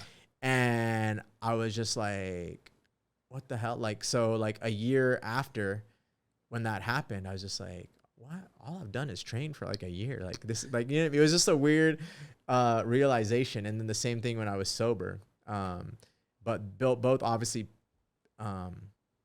pivotal points in my life, but it's like that's sacrifice. Yeah. You know what I mean? And like to not even know or care. Yeah. Like I couldn't care less about it. Because when I was 21, it was the only thing. It was the only thing you would care about as a regular, you know, kid that age.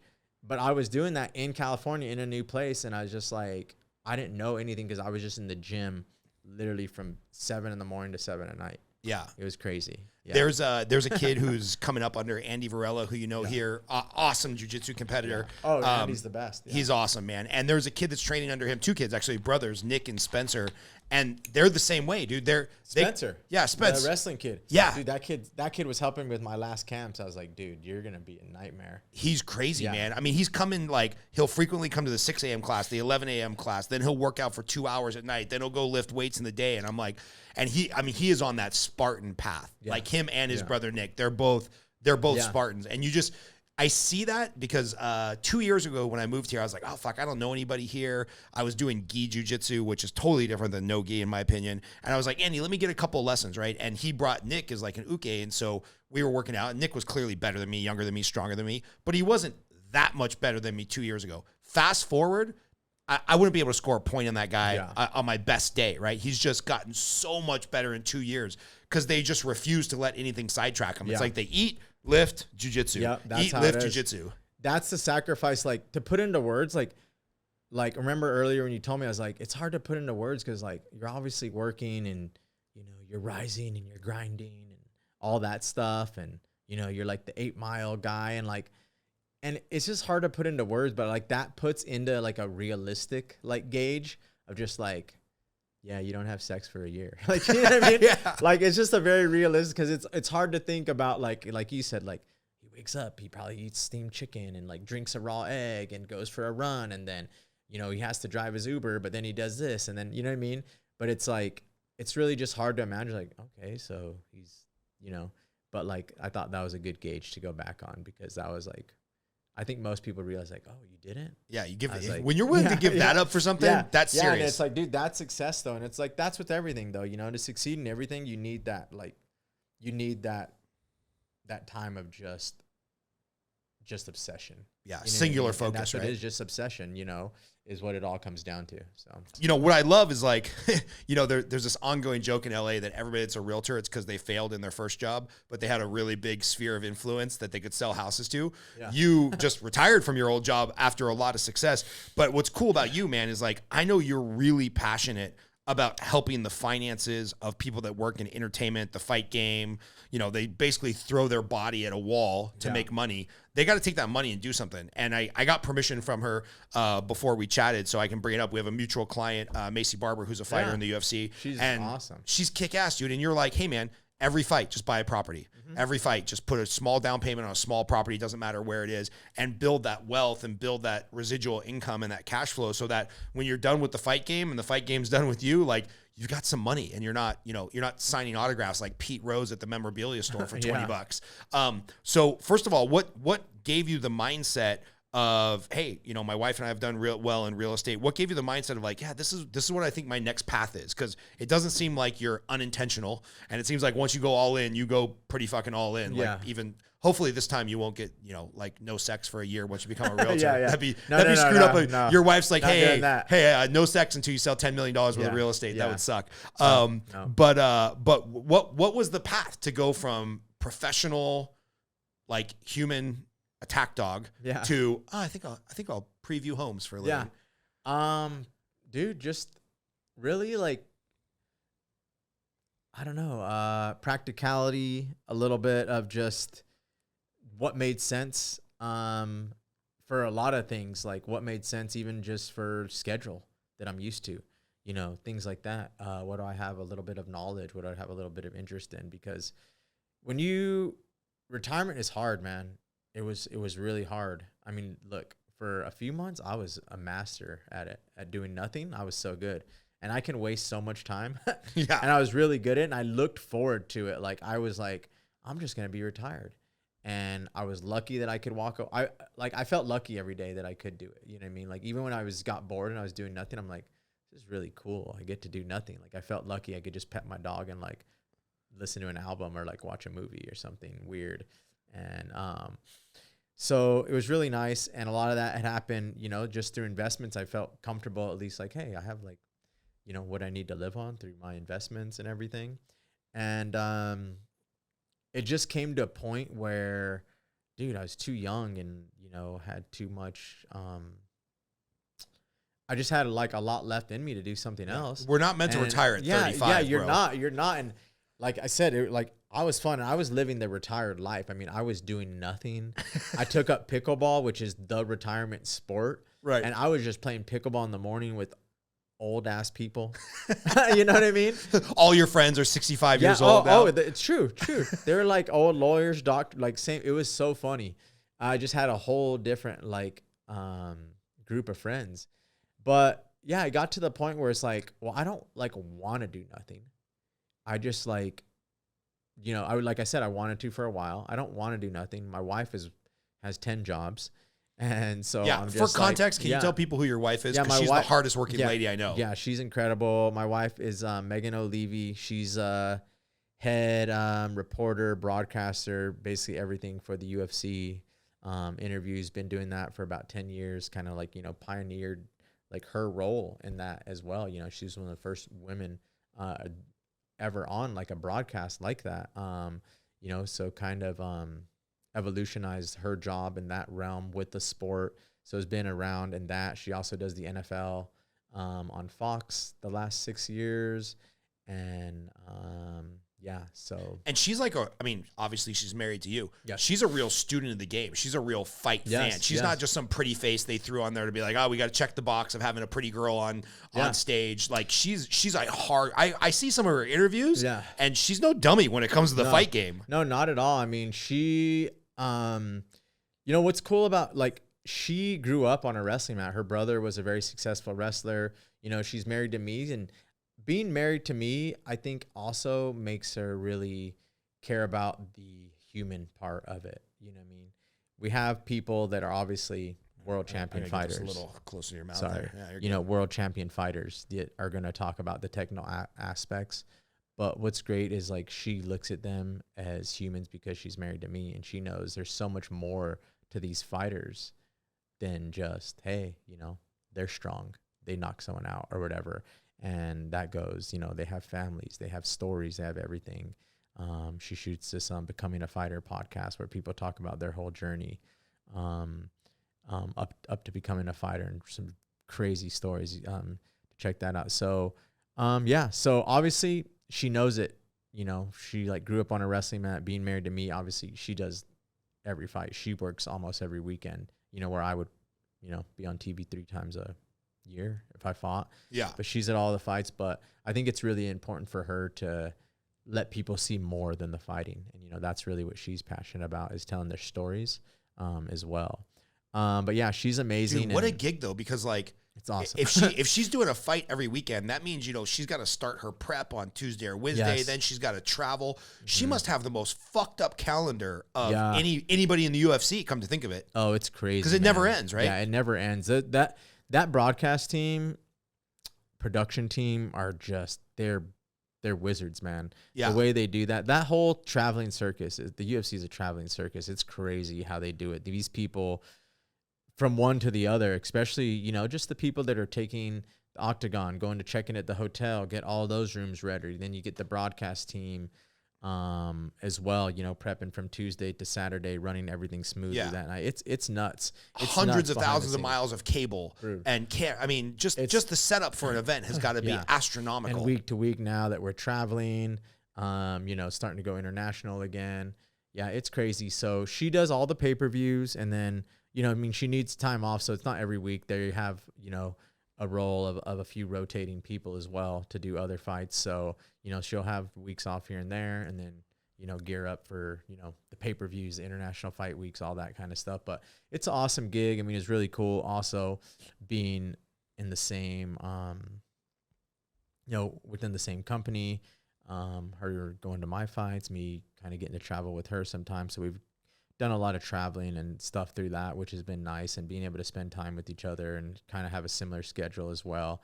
Like, that's so important to me, just from the family part, is like waking up in the morning, having our time together, and, you know, having our dinners together and like stuff like that, which is great. But yeah, she's amazing. So you can't have a partner like that and be like, oh, well, I did this and now I'm pretty good. So Yeah. it was just, but even You can't be sitting at home 24/7 while your wife's working like a beast. Exactly. Maybe when you have kids, you can step into the stay-at-home dad role and be dad of the year. But man, you can't be a fatherless husband and just sit at home all day. Yeah, exactly. So, you know, and like we talked about already, like, I had a great career. I made some good investments, and it was like, but that was just what I did. I was like, all right, well, now what am I going to do? And it got really hard there for a while, man, because it was like, you want to do something, but I always knew I didn't really want to do something within, like, I was just tired of the whole, like, I'd done it too long. I like want to do something else. You didn't want to open a gym, or I didn't want to open a gym or coach or just go through that roller coaster of the fight game again, you know?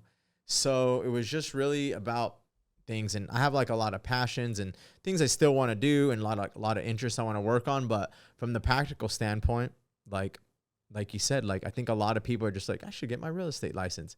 For me, I had a good like idea, somewhat niche, obviously network and experience investing in real estate throughout my career. Being a pioneer of like the fight game anyway, it's like I knew like I was probably someone at least like managers and fighters would trust. You know, like, I don't think every single athlete could get their thing and someone be like, oh yeah, I definitely want to like trust them and work with them. Yeah. And I was carried myself well and had a good reputation. It made sense being in the fight capital of the world, where a lot of people are moving, you know, in a place with no state income tax, which, you know, everyone is interested in.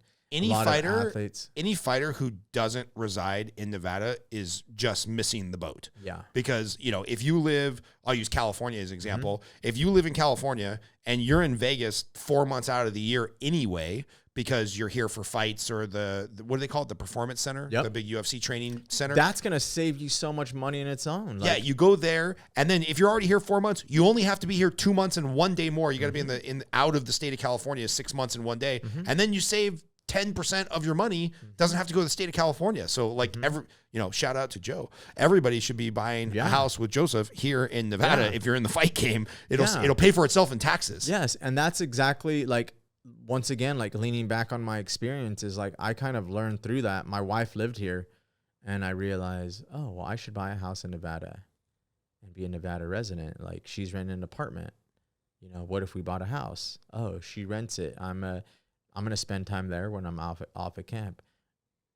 The down payment on my house, even if it would have sat empty, would have been less than what I was paying, what it's saving in taxes, you know?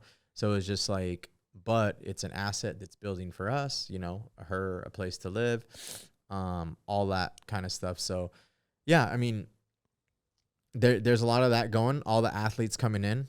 Who else would they rather work with than another athlete who they can kind of relate to? It's definitely also hard, I think, for athletes to trust people. Yeah. Because once you get to a certain point, it's Everyone's everyone got wants their something hand from out, you, right? It's, oh, you want this one, that. So, it's just what I do. And it's funny when you say now, I think at the beginning of the podcast, you said you might know him as a realtor. I was like, I don't know if anyone does, because I don't I'm a realtor and I have my license, but it's not something I have the personal relationships that I like to go with, but I haven't had to be I'm a realtor yet. You know what I mean? Here's my card and here's a cool reel about me looking at a house. You know what I mean? Dude, you got to do it though. I want to. So funny. No, I want to at some point. Dude, I'm the worst at social media is the thing. Is I don't care. It's just weird. But anyway. But I thought of that when you said that. I was like, wait, I hope they know, and they should know. And I always say, you know what? I'm going to turn that social media thing around. I'm just going to start using it. But it's one of those things we were talking about earlier. All you have to do is do it. I'm not good at social media. Well, you know what I mean? Just do something else. Yeah. You know what I mean? But it's so hard when you're there, just I haven't posted anything in months. Now I'm just going to post me, whatever. But anyway, that's a whole nother story we can talk about. But yeah, that is basically...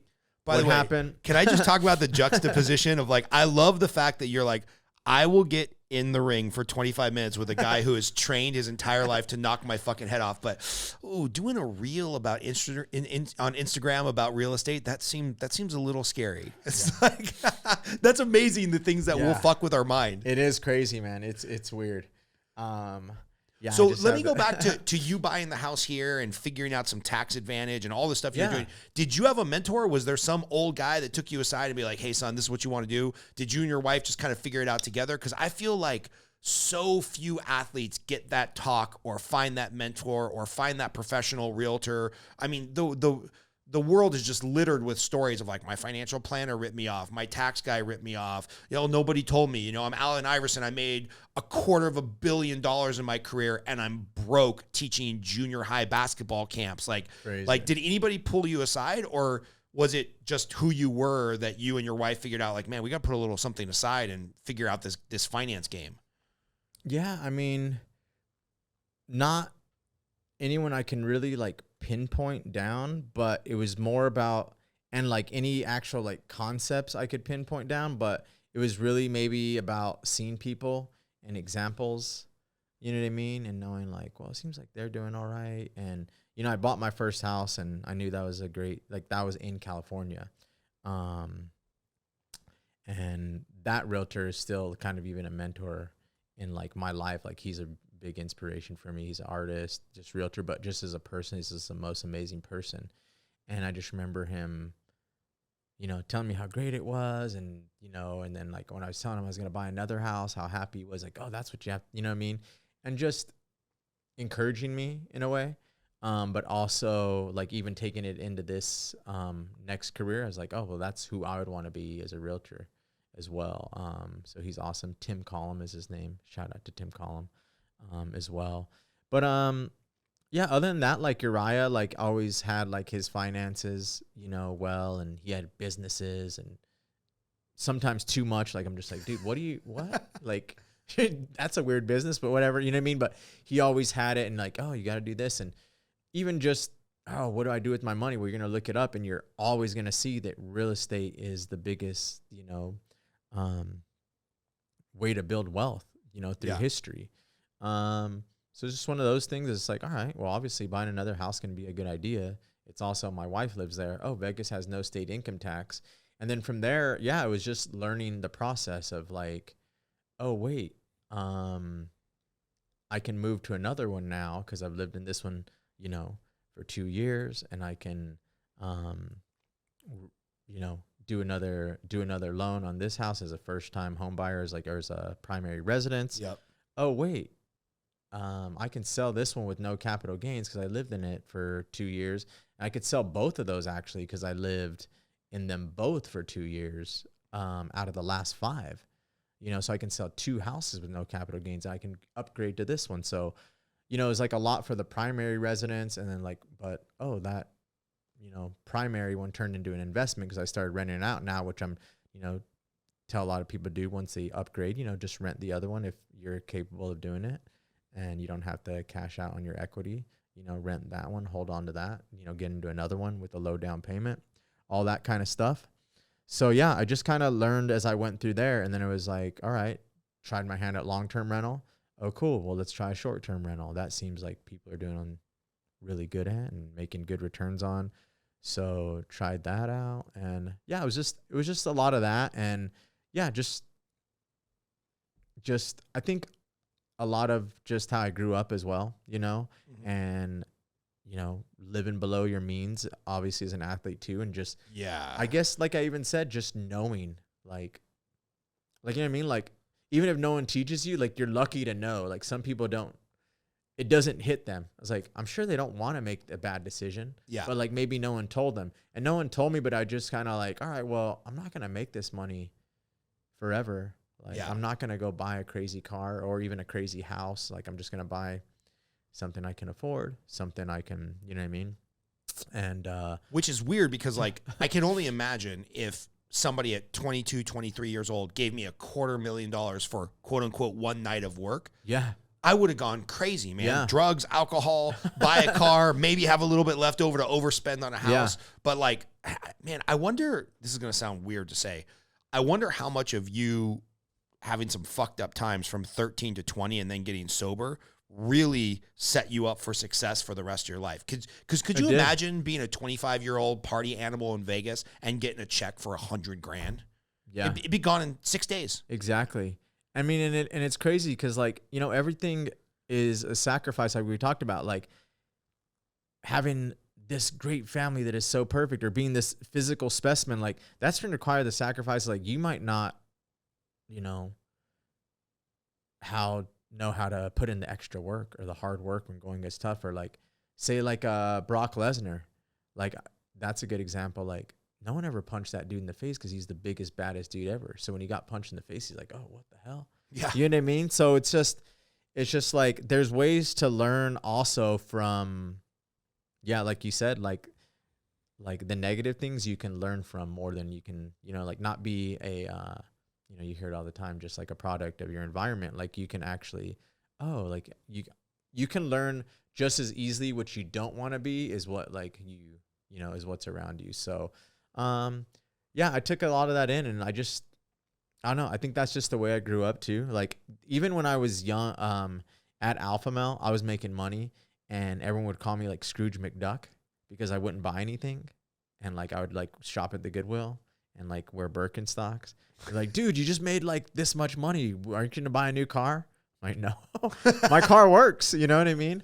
I got an 86 Lincoln Continental, man. Exactly. So I don't know. Like I said, it was just learning, knowing, seeing how I grew up, being able to save, and like, just also being able to like value things like growing up, not, like with single mom family on, renting, having to squeeze money for food and everything, it's like you just kind of know like, all right, I have this, but I can still like live like this. Right. And save that. And that's going to end up to something bigger. And when I realized, oh, real estate is what the bigger thing is now, I can do that because that's going to make the money. Like you're not going to make, you know, you want to be wealthy. You want to set up yourself, your family. And it's like, you can't do that working, you know, you have to invest that money. You know what I mean? So how do we get this knowledge? You know, because I'm passionate about talking to first-time buyers. It's the thing in my career that still lights me up. You're passionate about helping these people grow wealth. I remember, how much can I say about this? A friend of mine got into the NBA, and when you're a rookie in the NBA, they like sequester you in the Ritz-Carlton downtown by the Staples Center, and they do like this 3-day life skills training. You know, don't get her pregnant, don't go party at the club, bring the club to you because you don't want a bunch of these pictures of you out there doing crazy stuff. You know, we have this pool of approved financial advisors you can work with because so many people get ripped off. Don't find your boy back from the neighborhood and give him $1 million for some crazy harebrained scheme. But because people are entering the fight game so irregularly, it's not like there's a draft and everybody comes in June. I've got to imagine, I'm guessing, tell me if I'm wrong, there's probably not that same level of education in the UFC. It's like you just work your way in. Is there? No, there's not. We used to, when the Fertitas owned, a little back in the day, also when there was a very smaller roster, we used to do something of that sort, which was, it was called like a fighter summit, actually. We had people talk. I remember like Michael Irving would come and some other people, and they would kind of talk about tax situations and kind of educate people. And, yeah, I mean, I thought that was a really great thing, but maybe it just started to be more of an expense than it was helping people. I don't know. I can't speak on, you know, why they stopped it, but we used to have something like that. Everyone would get together that could at the time and do that. But yeah, so it was just little things like that that I was like, kind of like the seed was growing in my head of the same thing as like, well, this is something that people need. Yeah, I can start small, you know, with this and that, you know, I'm trustworthy, have a great team behind me. Like I'm with Keller Williams Sports and Entertainment Division, which their main thing is educating people on the process of buying a home, investing in a home, whether it be commercial, you know, second properties, third properties, Airbnbs, anywhere around the nation. So I have like a good network, and I was like, oh, that already exists. The thing I kind of wanted to build on kind of already exists. So I'm going to get with that and just make, you know what I mean? It's like what we're talking about is just like, well, you want to create something, just kind of start doing it yourself. Yeah, I love it, man. I hope you can get this information out too. Like this idea of, hey man, live below your means, invest the rest, have some cash flow. Like the body gives out eventually. Yeah. Eventually you want to walk away and retire with some dignity and grace. And it's like, I smoke a lot of cigars at Caesar's Palace, right across from where that sports memorabilia is. And I made the joke about Pete Rose, but there's some people in there that I like really just was in awe of when I was a big sports fan in my teenage years and my 20s. And I see him over there just like broken, signing autographs for a couple $100 in like the middle of Vegas on like a Wednesday afternoon. And I'm like, oh, why didn't somebody help you invest better? Yeah. Like, cause you can tell they're not doing it for the love of like meeting the fans and signing the balls and the jerseys. They're like, I need that $300. Like, and to me, there's nothing more sad than somebody who is at the pinnacle of their game and then have nothing to fall back on. So I hope you can get all this info out to these people. Yeah, I'm trying, man, and just gonna keep building. And you know, I'm fresh, really, with my license, and you know, I've been able to help multiple fighters already, and it just means a lot to me when it does happen. Helped a few first-time home buyers, and which is obviously most important as well. And and it's been quite a bit of the athletes that I've been able to help. So it's been awesome, and just going to keep growing on that, with you. Thanks for the help with the last one. I think we have some good, chemistry there as well to help in the same thing, because I know you're also passionate about it. So we're going to make it happen. I got 3 rapid fire questions Dude, for you. give me some crazy shit. Oh, okay. No, I don't care. Yeah, let's go. No, We'll go real crazy. No. I'm just joking. Okay, just joking. Yeah. See, all your UFC stories involve no alcohol or drugs, so it's like there can't be anything that crazy. Yeah. What's the question I forgot to ask you, man? Like, you've done a lot of podcasts in the MMA space. Like, you're newer to this, like helping other people with their finance. What's the question that, like, walking in here, you're like, I don't know, I haven't done a podcast in a long time. What was the question you're like, I really wish this guy would ask me this question, or I love when people ask me this question? Oh, dude, that's so funny you say that. Because I have so many random questions that I want to answer that like have nothing to do with anything. Go for it. And like sometimes, you know, on Instagram, how people put like, ask me a question. Yeah. Right. Sometimes I want to do that and ask myself from like my burner accounts, or like have my wife ask me questions just so I can answer like. All right. What are the questions you want to get asked? They're usually about the dumbest things. Like, hey, who are the 2 best modern music artists of our generation and Go why? for it. Who are they? And I have this whole like basically expose I want to write on Kanye West and Taylor Swift being the Beatles. Basically John Lennon and Paul McCartney. One very polarizing as John Lennon was. One more, you know, popular artist. Yeah, more palatable to the masses. Yes, more palatable to the masses, but making the best music for our generation while being on, you know, opposite pages, you know, really the whole time as well, and inspiring generations as well. And both. Who knew you were such a musical philosopher, man? No, but you know what I mean. So like, or like, hey, what's your favorite? Rank your Taylor Swift albums and why? Because like I love her so much, and Kanye, same thing, as well. But so like sometimes things like that, there's like things I'm just obsessed with and I just love them so much. But like another question I was hoping, I thought you'd be more of like a Maluma guy or something, you know, get in touch with your Hispanic nice. friends. Yeah. I mean, he's good. He sounds good. All right, give me another crazy. But the other Joseph funny question. thing is, well, one thing was, that I was hoping you'd ask me is, dude, what the hell's on your hat? It's a water and a steak. Yeah, there is a steak. And I wear this hat every day, and no one ever asked me about it. And I'm just like, when is someone gonna ask me about it? Kind of looks like a tampon or something. So no, it's a steak and a glass of water. Okay. And on the back it says Dangerous Nights Crew. And if you know, so the other thing I'm obsessed with is a show called I Think You Should Leave. Okay. Greatest show ever. It literally changed my brain. And it's I Think You Should Leave. Yeah, I've never seen it, never heard of it.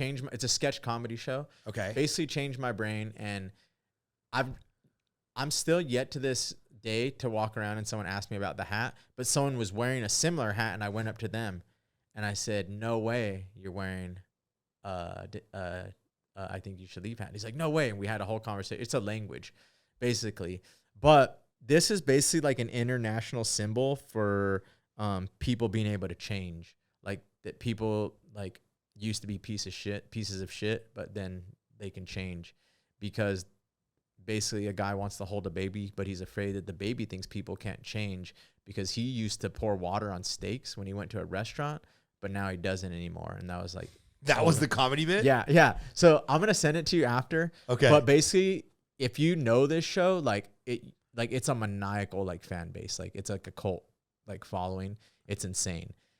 So like I'd wear this hat in like Brooklyn. I'd be like some like cool dude at a coffee shop. Yeah, some hipster's going to notice. We're going to have this amazing conversation, you know, about steak and water. Yeah, about the show. Because if you have a conversation, it's a language, literally. Like if you were on freaking Mars and you were with a bunch of aliens and someone started talking English to you, that's what it is. No one else would understand you, but like sloppy steaks. Like you know what I mean? But anyway, so that's that. That was another dude. There's so much. I Think You Should Leave. I'm gonna send you the skit after. You're gonna.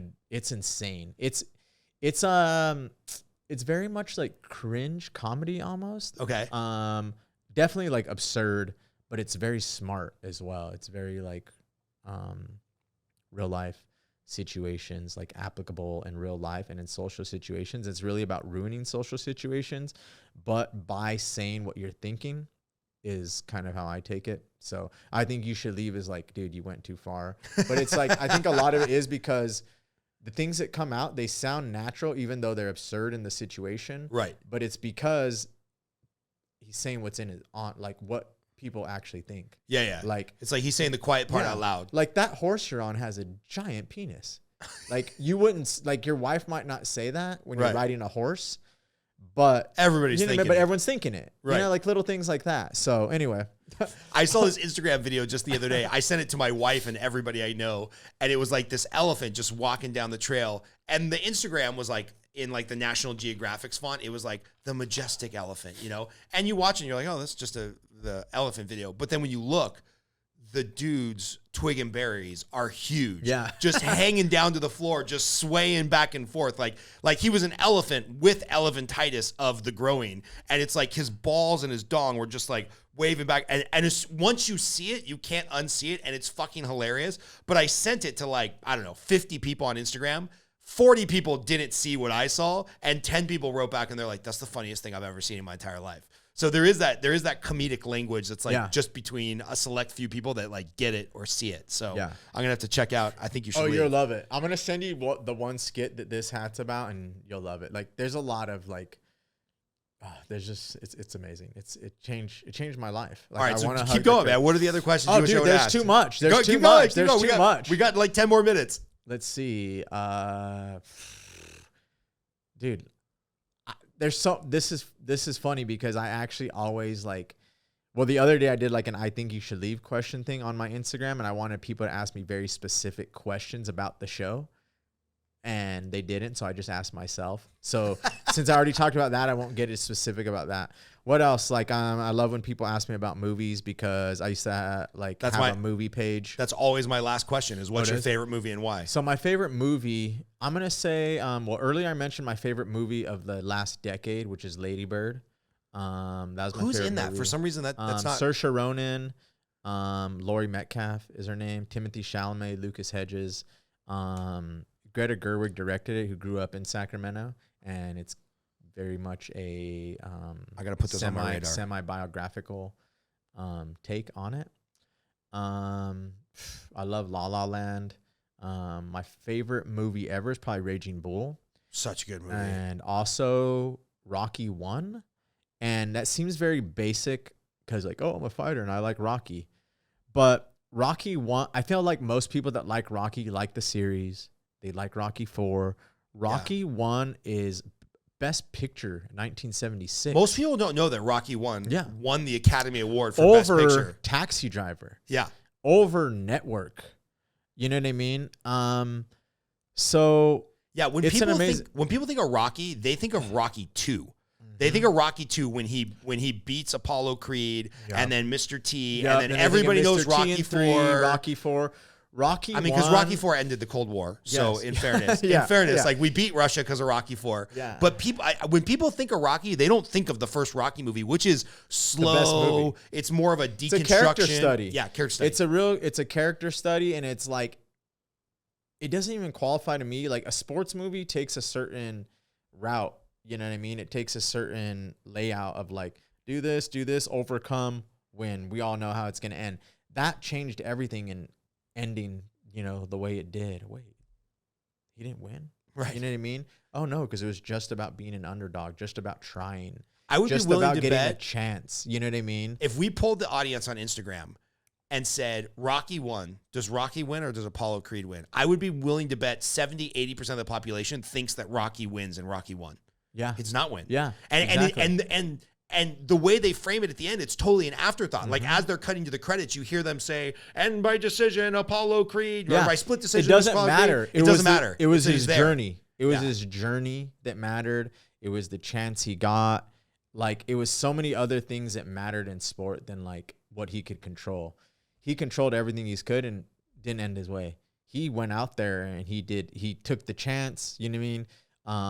That no one thought he could take and performed, and you know, but it's like it just didn't go the way he could. But what did he control? Like, I always thought that in fighting too, is like, I can only do what I can do. You can do every single thing right in fighting, and you only have a chance at winning. There's not a formula of like, I'm going to run this fast, so I'm going to run near that. Or I'm going to swim this fast, so I should probably be around there.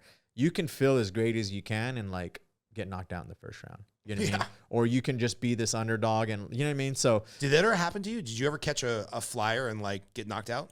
Yeah. Yeah. Yep. Best I ever felt, funny enough too. Mm-hmm. Best you ever felt? Best I ever felt. I was like, oh, this is like the greatest I've ever felt in camp and training, visually, like clearly in there. And then just like, boop. It's crazy. Just dumb luck. Yeah. So, funny enough though, with that, Raging Bull as well, not really a sports movie, but I love the fact that it shows kind of like the contrast of sports movies of like sports movies will always show the bright side of it, the winning, the success. Yeah. It's like, that is a small percentage of people. You know, there is another, you know, there's a percentage of people that just do okay. And then there's a percentage of people that like self-destruct. Yeah. You know what I mean? And like, that is a whole nother contrast of like Rocky to me. So I just love that it's kind of like the contrast of sports movies in a way. So those are kind of my two favorites, but I also like, There Will Be Blood. Did you ever see The Champ? Speaking of sports movies. No. Hey, Chris, you're going to have to look this up. I think it's Ricky Schroeder, the guy that was in Silver Spoons. He's a little kid. Chris, check it. And I think his dad was John Voight. Okay. And I remember watching that movie as a kid, and Chris is gonna have to fact check me on the actors, but it's a boxing movie where like he's losing his kid in a divorce, and he's basically got to come out of retirement and fight like one more time, and it's fucking brutal. I remember watching that movie as a kid, being like, if this is what divorce is, I hope my parents never get divorced. And then ironically, my parents hated each other and they stayed married for 30 years. And I'm like, I wish you guys would have got divorced. Our life would have been so much better. Can you confirm that, Chris? Who was in the movie The Champ?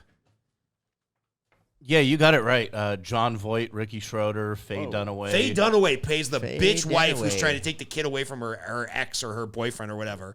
I hated her. 1979 film for our listeners, 2 hours, 1 minute. Yeah. Oh, wow. Yeah. So The Champ, if you want to feel really bad about life, go ahead and watch The Champ. Yeah. But The Champ. But it's that same thing. It's that like deconstruction of man without making the man a pussy. Like I feel like all the new stories, like, you know, like in the new Star Wars where they made Luke Skywalker a pussy, and they're probably going to make the new Harrison Ford, Indiana Jones a pussy. Like every modern guy in every modern movie, when they deconstruct him, he's a total pussy. Yeah, I Well, don't it's a even Disney get started film. on that Yeah, it's crap. true. It's a Disney film, so they're going to introduce female Indiana Jones at the end of the film. Strong female I character. don't want to get into that. I'm done. Oh, I'm dude, done. I'll fucking go. Yeah. Yeah. But anyway, no, I mean, there's just a lot of bullshit. But what is it called? There Will Be Blood. Yeah. 2007, one of the best amazing. movies ever made. Boogie Nights as well, one of the best movies Boogie ever Nights. made. Masterpiece. And mostly because Heather Graham at her prime. Oh, Roller Girl. Roller Girl. I Oh, mean, incredible. maybe Legendary. Yeah. Yeah. It's to me, it's like there's Roller Girl, there's Margot Robbie in The Wolf of Wall Street, and then for me, Men of a Certain Age, it's Heather Locklear in the cop show T.J. Hooker. Yeah. I mean, her running around in the tight police uniform, like, oh, that was probably my first, you know, preteen or teenage erection is Heather Locklear. So anyway, Boogie Nights is amazing. Boogie Nights, a masterpiece. And then two other movies I'll just like as my favorite, because so these are all still my favorites. When you said my favorite, it's like I break them in because Boogie Nights and There Will Be Blood, they're both strong character studies, but they're very relatable as well. Same director as well. And then Rocky and Raging Bull, contrast. But then the other one that are parallel figures, but contrast in the same time, Taxi Driver and The King of Comedy, which is I've never seen The King. The King of Comedy is one of the best movies ever. And it is underrated, most underrated De Niro performance, directed by Martin Scorsese. This was in '82, so it was right after he made Raging Bull, and people were just used to him, you know, being De Niro, Right. You know, after The Godfather and after the Raging Bull, and he plays this really pathetic wannabe comedian, and just trying to make it in the world, and it's amazing, and it's runs very paralleled characters to Taxi Driver, but one being almost naive and dangerous, where the other one being intentionally, you know, self-destructing and all that kind of. Dude, it's amazing. But the Joker, the new Joker, Phenomenal movie. was very inspired. He's came out in an interview saying how inspired he was by the King of Comedy. So I love the Joker. I love Joaquin Phoenix's. It's the King of Comedy and Taxi Driver. If you think about it is. It is. Yeah. He took those two characters. He said these are my main inspirations for the movie, and I love watching the Joker. The only thing that I didn't like when I was watching the Joker is that sometimes it was so close to the King of Comedy that I was just like, this is just the King of Comedy.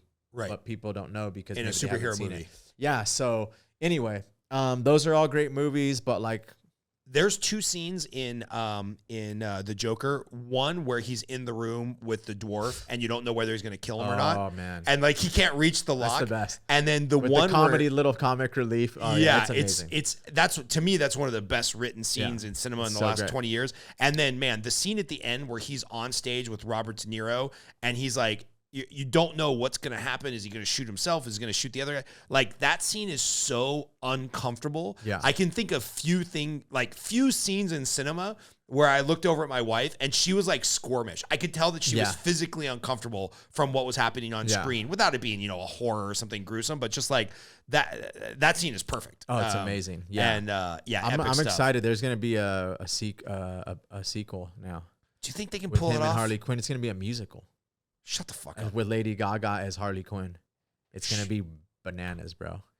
I mean, I think it's going to be weird, which I like. I have faith because Lady Gaga's version of A Star is Born is the best one. They've remade that movie 3, 4, 10 times, amazing like movie. that. Great movie. So I have faith in her. Yeah. Bradley Cooper, most underrated. I wouldn't even say most underrated person in movies of like the last decade because he writes, produces, directs, and acts. And he's already should have won a few Oscars and he's been nominated for quite a few for all different trades as well. I love his movie Limitless. Kind of flew under the radar, but he takes the super drug and he's super smart. I love everything about that movie. It's witty. It's kind of like a caper. I think it's so fun. Silver Linings Playbook. Amazing He's movie. amazing. I love him in that one.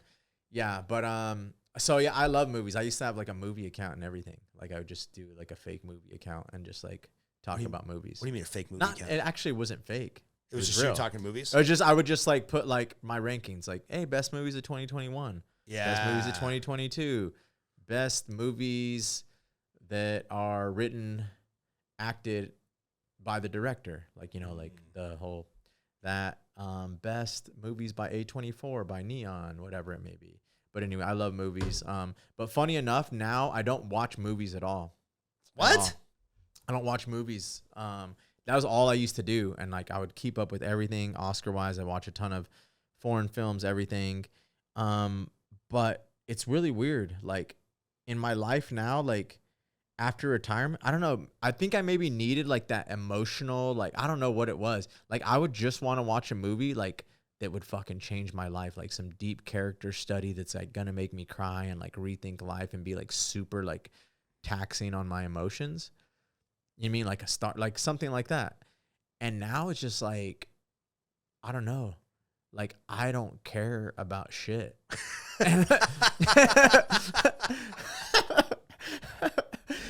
And I like just want to watch dumb stuff. So like I watch I Think You Should Leave every day. Like like how people watch The Office? Yeah. Like it's just like on. Yeah. I just put it on every day. I watch the same skits every day. I watch a ton of reality shit. I watch all fun stuff. You watch total garbage? You're watching like Desperate Housewives of Atlanta gutter, and shit? bro. I'm in the gutter.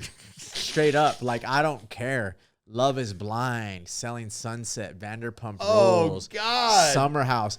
And bro, it's when did you turn into a teenage chick? Bro, you know what? It was just one of those things that like, and it's funny, like you're thinking outside, like when I retire, like the stress would be gone. Yeah. But it was just something that's like, dude, I don't need any like thing serious in my life. I was going to say, do you think you were just so serious for so long? I think that's what it was. And it's like now I just like, I don't know, like I always just want to watch like, well, I watched like last year's Oscar because I always catch up on the Oscars, and I did like an Oscar podcast with my friend who has a movie podcast so we could talk about like the best movies of the year. And I watched all those movies and I hated the one that won Best Picture. I thought it was trash. What won Best Picture? Everything, Everywhere, All at Once. Yeah, everybody raves about that movie. Chris loved it. I watched it. I got like 2/3 of the way through it, and I fell asleep. I was like, "This is garbage." Dude, it was so overcomplicated for no reason, and Chris might have something to say about it since he likes it. But yeah, I talked about it all in there. I was just like, I didn't get it, but yeah, like the last years I really like followed. Like I was into movies, bro. Like I had an account. I wanted to do a podcast, everything on it. Because I just love talking about it. Now you just want to watch garbage. Yeah, but now I'm just like, dude, like it's just so fun watching just like people ruin their lives. You know what I mean? Like instead of just being emotional, and it's funny because it still brings out these weird emotions and like hatred and like, you know what I mean? It's still like, oh, these, what? Oh, it's so petty and drum, but it's just like so easy and short and just like everything. But I really watch I Think You Should Leave every day. You just want to turn off your brain for a while. That's what it is. That's what it is. It's just like, I don't need anything serious. Yeah. You know what I mean? Yeah. And like, dude, honestly, even like real estate is a stressful job sometimes. For sure. So when I'm doing it, I'm just like, dude, let me just watch something stupid. Yeah. You know what I mean? No, I get it. Yeah. I was at my kids' fucking, the flashy lights of Transformers won over the Spider-Man movie, which we did go and see, and it's great. But we went to Transformers, and it's like after the movie, I was like, that was complete garbage, unwatchable. I would never stop the channel on TBS if it's on and it just is I wouldn't even put it in the background. But you know what? For 2.5 hours, it was kind of nice to turn off my brain, not have to look at my phone, see my 7-year-old son like super pumped up about Optimus Prime. It was cool in the moment. And then afterwards, I found myself getting grumpy. I'm like, that was garbage. I just wasted 2.5 hours of my life. But come to think of it, the way that you're talking, it's like, yeah, it's just nice to turn off your brain for a couple hours. It is. Yeah, and like it's funny because I used to like only watch Oscar-nominated like serious movies, very like artsy type movies. And then like I remember during the pandemic, I started even watching like we were just trying to like get through franchises, and I was just like, I'd never watch these. But then I just started watching them, like, and I just saw the art in those as well. I was like, do you know how hard it must be? Like, not only the technical aspects of like the digital special effects, like that shit is crazy in its own right. But like writing a movie that is so absurd with a dinosaur falling through a roof and hanging, but then it falls on this guy and it attacks this guy, but then it dies. And you know what I mean? And like, I was watching like Jurassic Park. And I was like, there is something to this as well of just like being able to please just millions of people and keep millions of people from age 7 to age 44 on the edge of their seat entertained. Yeah. And there is some value in that. Yeah. Not just like, oh, I need to watch this like rich character study. Yeah. That, you know what I mean? So, well, it's the same thing with comedy, right? There's like value in a Dave Chappelle long form story. He gets you at the end with a sleight of hand joke. And then also fart jokes are kind of funny. Oh, yeah. It's like there's beauty in both of them, right? Yeah. Ton of bathroom humor, jacking off humor, like cock humor, and I Think You Should Leave. All right. But like in a way that's like, it's dude, it's just the best show ever. It's highbrow jacking off humor. It very much is. Like, I want to hug the creator so much. I was just like, my wife's like, what's the matter with you? I was like, I just want to hug Tim Robinson. Yeah. Like, weird. When I told Casey I was interviewing you for the podcast, he's like, I'm pretty sure I have some text message threads with Joseph and some of the guys where if those got out, I would just have no friends left because it's just it's gutter like junior high humor. And I'm like, yeah, no, I get it. It's like guys just need that release of like stupid humor, stupid movies. Yeah. I don't know about Selling Sunset and Vanderpump Rules. Selling Sunset's awesome. Yeah. You never watched Selling Sunset? Being in the real estate game. Again, what can I say? Growing up in real estate and mortgage in LA, there was a show on TV where there was a main character in the show who they portrayed him one way in the show, and in real life, he was such a complete piece of shit, horrible human being. Like, it just turned me off to that whole genre. So that was one thing that happened. And then another thing that happened, because I have it in my brain to waste a lot of time on garbage. Yeah. I remember this one Saturday, I had to get shit done, right? Like I was like, fuck, I got to catch up on this and I got to do that. And I got to go over here and I got to go see my sister. And what happened instead? there was a Storage Wars marathon, and I sat there for like 16 hours and watched 35 episodes of Storage Wars, and I canceled cable the next day. Nice. I'm like, I have such an addictive personality. Yeah. I will sit there to the detriment of my own family and finances and watch a marathon of Desperate Housewives of Atlanta. So I just know I can't start because all, you know, like. You need to go with the streaming. There's Love is Blind. Will set you off. You know, it's a good one on that my wife's into now because she loves the gutter, like, especially on the road because like she watches To Catch a Smuggler. It's like they basically have all these weird international airports where they document. Oh wait, I've seen this where like this guy tries to sneak through with like 35 parrots in his carry-on baggage. It's mainly for drugs. Yeah. Okay. Yeah. I've seen the one with like weird animals. Yeah, and it's so funny because sometimes it's just these people that are conned into it by somebody and it's just like sometimes the least expecting people, and they have all this cocaine and this guitar, and they like ask them to play the chords, and they're like it's just what she's like. I love Catch a Smuggler, like stuff like that. But yeah, I don't watch that one as much. But it was just I could see how you could get caught. Speaking of smuggling drugs, Blow, one of my all-time favorite movies. Like such a good flick. I think Johnny Depp, because he does all the stupid shit, Pirates of the Caribbean, I also think he's underrated as like a quality actor. Because he is, man, you see him in some of those movies and I'm like, I don't know if you're playing yourself and you're just a cokehead, but you're playing the best version of a cokehead I've ever seen. Yeah, he's amazing. What else do I waste time watching? I watch a lot of like concert films as well. Yeah. And Tiny Desk concerts. You ever watch those? No. On YouTube. They're basically like live concerts. It's the NPR studio. Oh, yeah, They go to a little desk and they get all artists to pay like a raw version of their songs. Yeah, I've seen that with like the Lumineers and stuff. Cool. They've done some cool I stuff. watch concert movies as well. Best concert movie ever. Stop Making Sense. Talking Heads. I watched the Taylor Swift one on Stop Making Sense. I love the Talking Heads. I've never seen that. Oh, it's the best concert movie ever. It's actually directed by Jonathan Demme, who did Silence of the Lambs, like big time director, directed their concert movie. And it's actually very cinematic in a way. And a lot of the like clips you'll see of like the famous clips of like David Byrne are like from that show. Interesting. Like where he wears the big suit and a lot of his dances, like they're all from there. And it's like this cinematic concert. It's awesome. What's the rockumentary spoof? Oh God, Spinal Tap. Where he's incredible. Like, where he's like sitting there, and I can't remember what exact line, but he's like C minor. It's the saddest of all the notes, and it's just like that movie is so over the top. I love that movie. Spinal Tap's amazing. So you know what's funny is before I watched that, I thought Spinal Tap was like a rock band. You know what I mean? Like I didn't know. I don't know any better. I didn't know. Like, and it's like they did such an amazing job. And now being a fan of Christopher Guest, who does all the mockumentaries, and I'm just like, oh my God, this is amazing. Did Best in Show also, right? Best comedy maybe ever. Best in Show is so good. It's what's one of the best comedies ever. My favorite is the yuppie couple where they're like, we met at Starbucks. Yeah. Not the same Starbucks, the Starbucks across the street always from each across other. the street, and then I went to the one across the street, and she was actually at the other one across the street.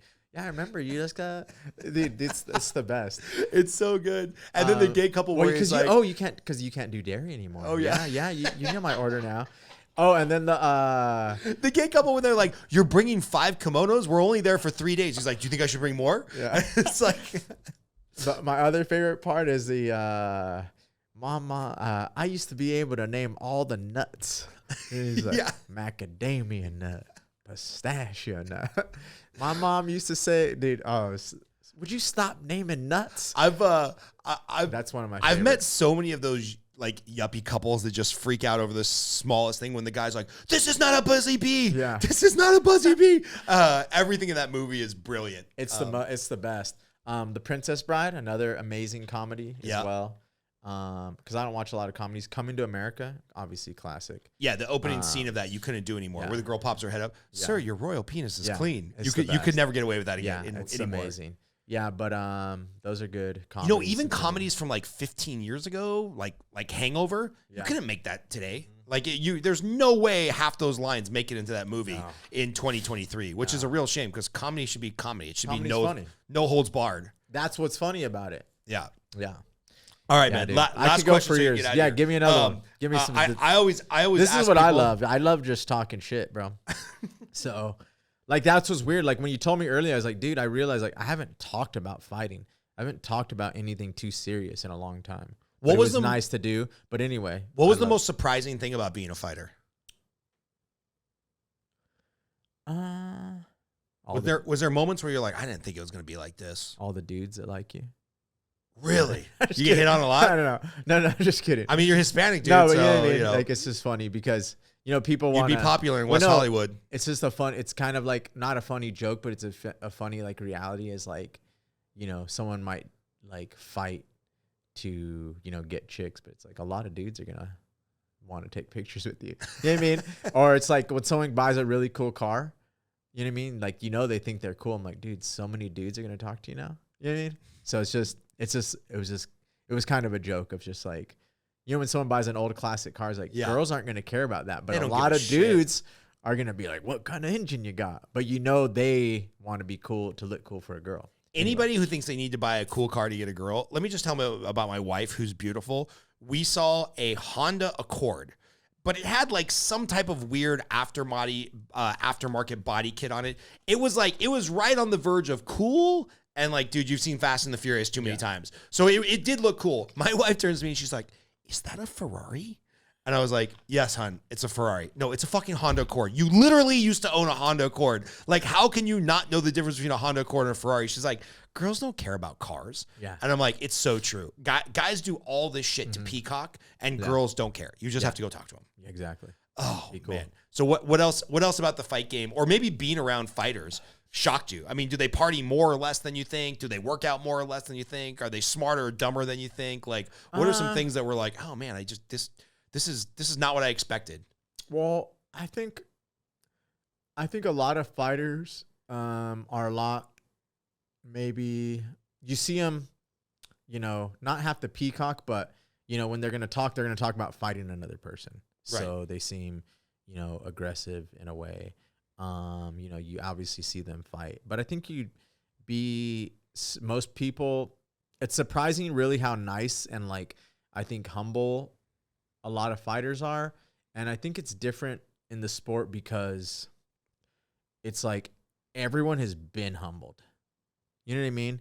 And it's like, and everyone in fighting knows like they've been humbled, where it's like a basketball player might not be as nice to people, but it's like, you've never truly been humbled. Like, you got dribbled past. Yeah, you never been Or knocked something. the You fuck never out. get knocked out in front of your family. You know what I mean? You didn't get, you know what I mean? So, you didn't have, your wife rushing with you in an ambulance, and like, stuff like that. So I think it's very much like everyone is humbled because they've been humbled. So they just kind of like, they just respect that like delicate, balance of like, anything can happen. So. Do you know Kyle Kingsbury? Yeah. Yeah. So whatever weight heavyweight is, Yeah. 205, 210, whatever. I had the privilege of hanging out with Kyle. Random fucking story. We ended up Crazy in a guy. shooting course together in Austin. And I mean, this guy looks like the fucking Spartan Greek god that every guy wants to be and every girl wants to be with. I told my wife, I'm like, you're never meeting that fucking dude. Yeah. He's huge. He's like 240, super ripped. And we had a bunch of conversations about him being in the fight game and kind of what he's doing now. He landed an awesome job with On It, the supplement company that's always advertising on Joe Rogan. And he's just the nicest, most down-to-earth, humble guy. Sweetest guy. And I remember asking him, like, dude, you're like 240 right now. You don't look like you have an ounce of body fat on you. How the fuck did you get down to 205? And he goes, oh, you know how I got down to 205? The first time you stand next to Brock Lesnar and realize that guy's got to cut weight to make heavyweight, he's like, I will kill myself to get to 205. I'm not fighting that. He's like, the way you feel standing next to me, that's how I felt standing next to Brock Lesnar. And I'm like, yeah, that makes sense. And just super humble about his successes and his failures. And I was not what I expected out of a fighter that's kind of this cock-strong alpha male. And I think it comes from a lot. It comes from a good balance of humbleness and confidence, though, because you don't have to put on like a flex or like a persona when like you can actually beat people up. Right. It's people that can't beat people up that have to act like they're tough. Yeah. You know what I mean? Yeah. So I think that's what a lot of it is, as well. Like, a fighter's not going to walk around with with a puffy chest like maybe a basketball player would because they're famous. Like, well, you have something to prove because maybe I'm not even saying basketball players. So I love basketball, and I met, but like other types just of know what I mean, athletes, just like whatever. another anyone else, like you know what I mean, like you still have like at the end of the day, every sport still has something to prove in a way. Like you're still like in competition, you're like a watered down version of competition. Like this is like a pure competition, and then it's like, all right, well instead of hurting each other, what if we picked a few partners and did this, Right. threw a ball and hit it through a goal. But we're not going to hurt each other. Or what if, or we football. hit a ball against each other? Well, what if we put on pads in 11 and we like kind of, you know what I mean? So it's very much just like, there's just this truth, I guess, that is told with the fight. And it's like, you're confident because it's like, you've lived that truth, but you've also been humbled by it. So yeah, that's really the easiest way I've to kind put of it. Like you have nothing to prove. Nothing. In a way. Nothing. You know what I mean? Yeah. Like you got in a ring with dudes that want to rip your head off. There's nothing left. Yeah. You're not going to get in a bar fight. Exactly.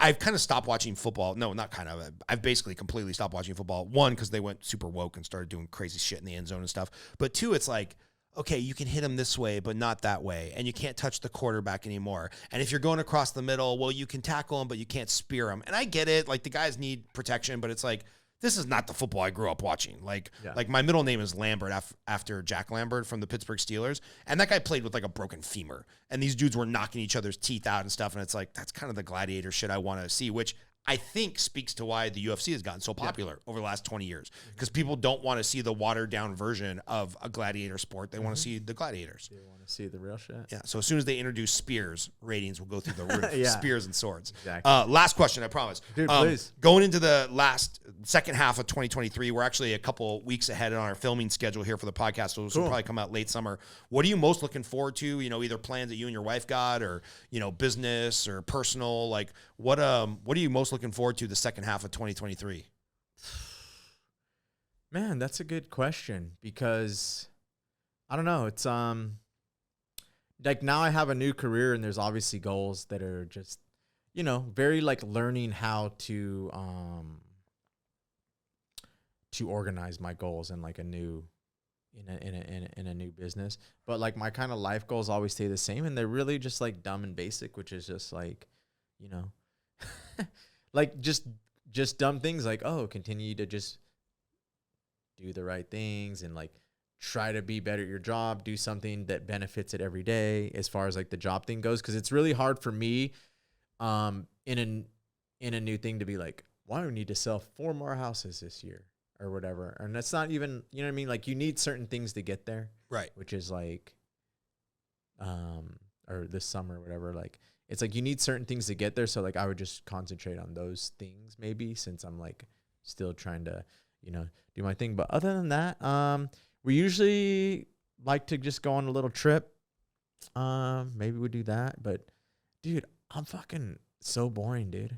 Like, like in life, like I don't like literally me and my wife every day. Like if she's on the road, it's like, I can't wait to get home and get on the couch with you. Yeah. And like we go to bed at like 8:30. We don't drink. Well, you got to be up at 4 for pickleball with the 60-year-olds. Yeah, exactly. So.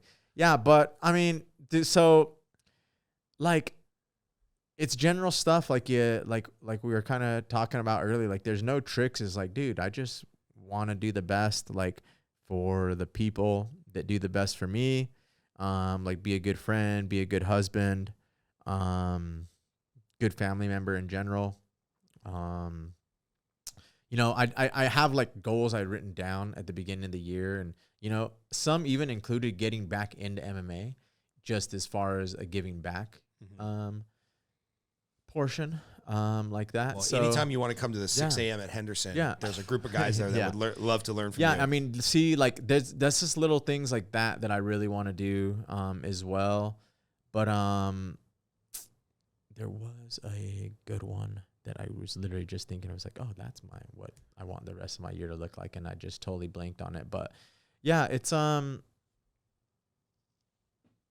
don't know. I mean, it's hard. Like I just like it's stupid, but yeah, just try to be, the best I can every day, for like the people that are the best for me. Be good. Like I said, good friend, good husband, you know, maybe start giving back a little to like that sport that really gave back to me, even though I feel like I am helping, you know, the athletes and stuff, which is very meaningful to me as well.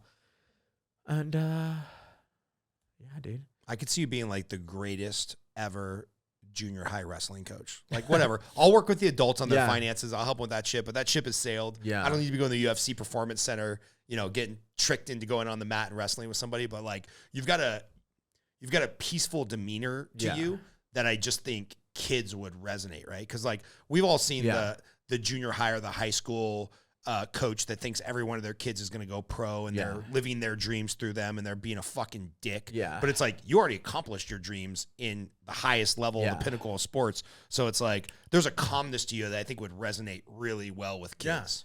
Yeah. Well, it's funny when I first started at Alpha Male, I would head the kids program. Well, you guys are like the same size too. Yeah, that exactly too. Yeah, exactly. They felt comfortable. I shouldn't make fun of a guy that could beat my ass. Well, you know what was funny is it was a beautiful thing is there was a kid that I not coached because I wouldn't even say that. It was like he was in the kids class and he was one of the older kids and the kid was just a stud. You know, but I think he started in the kids class when he was 12. He was already like a little over the kids, but like wasn't quite in the adults, even though he's really good. So he started helping with the kids. Then he shortly after at 14, 15 became my sparring partner, you know, and fast forward 8 years and we're on the same UFC card. And it was awesome, man. Wow. Really cool. Who was that? Joseph Morales is his name. Awesome. Yeah, and he's still fighting as well. But like, yeah, so like that was always actually super cool doing the kids. It's just like sometimes I'm like, dude, you're too young to like know shit. You know what I mean? Right. So like it is fun, like the silliness of it all. But like if I wanted to coach, like I want to see you do good. You know what I mean? Like I don't want you just to like have fun. Like I used to play like tag and like you know, stuff like games like that. But yeah, there's that. And then as far as plans also, I am going to go to a Taylor Swift concert in July. Yeah, because you are truly a teenage girl. I'm Swiftie, bro. You're Swiftie. Yeah, big time. One of the toughest guys I've ever met is a Swiftie. This big is quite the juxtaposition. Yeah, you're blowing my mind right now. Watch more. I think you should leave. Maybe watch. Maybe I should watch more movies, and I want to really get back on that. Watch some more serious stuff. You know, maybe get back into my art. I was an artist. Things like that. You know. Awesome, man. Yeah, but anyway, we'll have you in. We'll have you in at the end of the year for like an Oscar party, and we'll talk about the movies. Or early next year, we'll have you in for an Oscar party. Talk about where you're at with the real estate. And man, I would love to find a way. I mean, like selfishly, it's always great to do more business. Yeah. But like helping people that really need the financial help. Like selfishly, I want to help you out on that journey. So let me know. We're gonna talk more. Cool, man. Thanks for being on, bro. This was awesome. No, it sucks. This was awesome. No. Drink my water too fast. I appreciate you, man. This Thanks was for awesome, being on. brother. I loved it. Cool. Thank you.